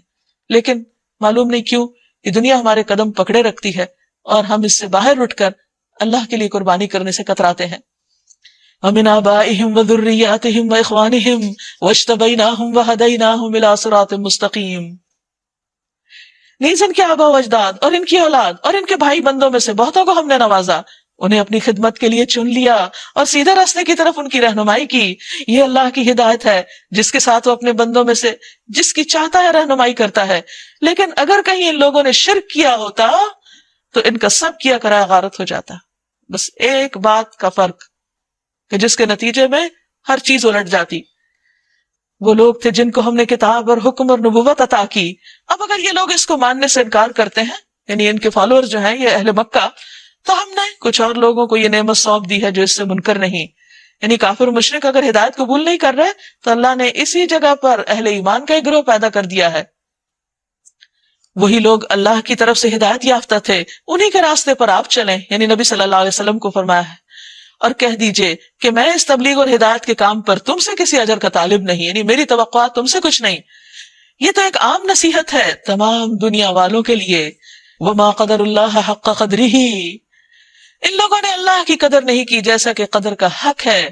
اذ قالوا، جب انہوں نے یہ کہا، ما انزل اللہ علی بشر من شیء، کہ اللہ نے کسی بشر پر کچھ نازل نہیں کیا. ان سے پوچھو پھر وہ کتاب جسے موسیٰ لائے جو تمام انسانوں کے لیے روشنی اور ہدایت تھی، جسے تم پارا پارا کر کے رکھتے ہو، کچھ دکھاتے ہو اور بہت کچھ چھپا جاتے ہو، اور جس کے ذریعے تم کو وہ علم دیا گیا جو نہ تمہیں حاصل تھا نہ تمہارے باپ دادا کو. آخر اس کا نازل کرنے والا کون تھا؟ بس اتنا کہہ دو کہ اللہ، پھر انہیں اپنی دلیل بازیوں سے کھیلنے کے لیے چھوڑ دو. اسی کتاب کی طرح یہ ایک کتاب ہے جسے ہم نے نازل کیا ہے، بڑی خیر و برکت والی ہے. وَهَذَا كِتَابٌ أَنزَلْنَاهُ مُبَارَكٌ، یعنی یہ قرآن بھی بہت مبارک ہے. مُصَدِّقُ الَّذِي بَيْنَ يَدَيْهِ وَلِتُنذِرَ أُمَّ الْقُرَىٰ وَمَنْ حَوْلَهَا، یہ اس چیز کی تصدیق کرتی ہے جو اس سے پہلے آئی تھی اور اس لیے نازل کی گئی ہے کہ اس کے ذریعے سے تم بستیوں کے اس مرکز یعنی مکہ اور اس کے اطراف میں رہنے والوں کو خبردار کرو. مکہ از اے سینٹرل پلیس، یعنی وہاں سے پوری دنیا میں پھر پورے گلوب پہ پیغام پہنچا. جو لوگ آخرت کو مانتے ہیں وہ اس کتاب پر ایمان رکھتے ہیں کیونکہ انہیں فکر ہوتی ہے کہ ہم اپنی آخرت کے لیے کچھ کریں، تو یقیناً وہ اس کتاب کی طرف رجوع کرتے ہیں، اس کو پڑھنا چاہتے ہیں، سمجھنا چاہتے ہیں. اور ان کا حال یہ ہے کہ اپنی نمازوں کی پابندی کرتے ہیں. پہلی تبدیلی جو انسان کے اندر آتی ہے کتاب پڑھ کر اور آنی چاہیے، وہ ہے اللہ کی عبادت کا سب سے بہترین طریقہ دن میں 5 بار اللہ کے حضور جھکنا، یعنی نماز. اور اس شخص سے بڑا ظالم اور کون ہوگا جو اللہ پر جھوٹا بہتان گھڑے یا کہے کہ مجھ پر وحی آئی ہے حالانکہ اس پر کوئی وحی نازل نہیں کی گئی، یعنی جھوٹی نبوت کا دعویٰ کرے، یا جو اللہ کی نازل کردہ چیز کے مقابلے میں کہے کہ میں بھی ایسی چیز نازل کر کے دکھاؤں گا. کاش تم ظالموں کو اس حالت میں دیکھ سکو، یعنی ایسے لوگوں کے پھر موت کے وقت حشر کیا ہوتا ہے، جبکہ وہ سکرات موت میں ڈبکیاں کھا رہے ہوتے ہیں اور فرشتے ہاتھ بڑھا بڑھا کر کہہ رہے ہوتے ہیں لاؤ نکالو اپنی جان، یعنی ڈانٹ ڈپٹ کر رہے ہوتے ہیں آج تمہیں ان باتوں کی پاداش میں ذلت کا عذاب دیا جائے گا. یعنی تم اللہ کی کتاب اور اللہ کی باتوں کے ساتھ مذاق کرتے اور اس کو حقیر سمجھتے، آج تمہاری شامت اور تمہاری ذلت اسی وجہ سے ہے جو تم اللہ پر تہمت رکھ کر ناحق کہا کرتے تھے اور اس کی آیات کے مقابلے میں سرکشی دکھاتے. اللہ تعالیٰ فرمائے گا لو اب تم ویسے ہی تنے تنہا ہمارے سامنے حاضر ہو گئے، اکیلے اکیلے، جیسے ہم نے تمہیں پہلی مرتبہ اکیلا پیدا کیا. جو کچھ ہم نے دنیا میں تمہیں دیا تھا وہ سب تم پیچھے چھوڑ آئے. انسان کے پاس قارون کا خزانہ بھی ہو تو وہ ساتھ قبر میں کچھ نہیں لے جا سکتا. اور عموماً یہ سرکشی مال و دولت کی وجہ سے زیادہ ہو جاتی ہے. انسان سمجھتا ہے کہ میں اس دولت کے ساتھ ہر اپنی منمانی چیز کر سکتا ہوں، ہر اپنی خواہش پوری کر سکتا ہوں، لہٰذا اس کے اندر ایسا غرور اور تکبر بعض اوقات آ جاتا ہے کہ وہ اللہ کی بات کو بھی جھٹلانے سے نہیں چوکتا اور اس کا مذاق اڑانے لگتا ہے. تو انہیں فرمایا جا رہا ہے کہ دیکھو اب کہاں ہے تمہاری دولت جس پر تمہیں مان تھا، یا اس کے علاوہ وہ ساری چیزیں جن کی وجہ سے انسان تکبر میں مبتلا ہوتا ہے. اور اب ہم تمہارے ساتھ تمہارے ان سفارشوں کو بھی نہیں دیکھتے، تمہاری ہاں میں ہاں ملانے والے اور جن پر تمہیں بھروسہ تھا کہ تمہارے کام آئیں گے، جن کے متعلق تم سمجھتے تھے کہ تمہارے کام بنانے میں ان کا بھی کچھ حصہ ہے. تمہارے آپس کے سب رابطے ٹوٹ گئے اور وہ سب تم سے گم ہو گئے جن کا تم زوم رکھتے تھے. ان اللہ فالق الحب والنوى، دانے اور گٹلی کو پھاڑنے والا اللہ ہے. وہی زندہ کو مردہ سے نکالتا ہے اور وہی مردہ کو زندہ سے نکالتا ہے. یہ سارے کام کرنے والا اللہ ہے، پھر تم کدھر سے بہ کے چلے جا رہے ہو، یعنی کسی اور کی طرف کیوں متوجہ ہوتے ہو. پردہ شب کو چاک کر کے وہی صبح نکالتا ہے. اسی نے رات کو سکون کا وقت بنایا، اسی نے چاند اور سورج کے طلوع اور غروب کا حساب مقرر کیا. یعنی اگر انسان دیکھے تو یہ سورج اور چاند کا جو حساب ہے امیزنگ. سورج زمین سے تقریباً 9.5 کروڑ میل دور ہے اور زمین سے 12 لاکھ گنا زیادہ بڑا ہے سورج. اس کے باوجود، اتنا دور ہونے کے باوجود، زمین پرفیکٹلی سورج کے گرد چکر لگا رہی. حیرت کی بات ہے، اتنی دور اور پھر اس کے گرد گھوم رہی اور اپنے محور پہ بھی گھوم رہی. دوسری طرف چاند کو آپ دیکھیے، زمین سے 4 گنا چھوٹا ہے اور تقریباً 2.5 لاکھ میل دور ہے، اور کس طرح اس کی روشنی زمین تک پہنچ رہی ہے.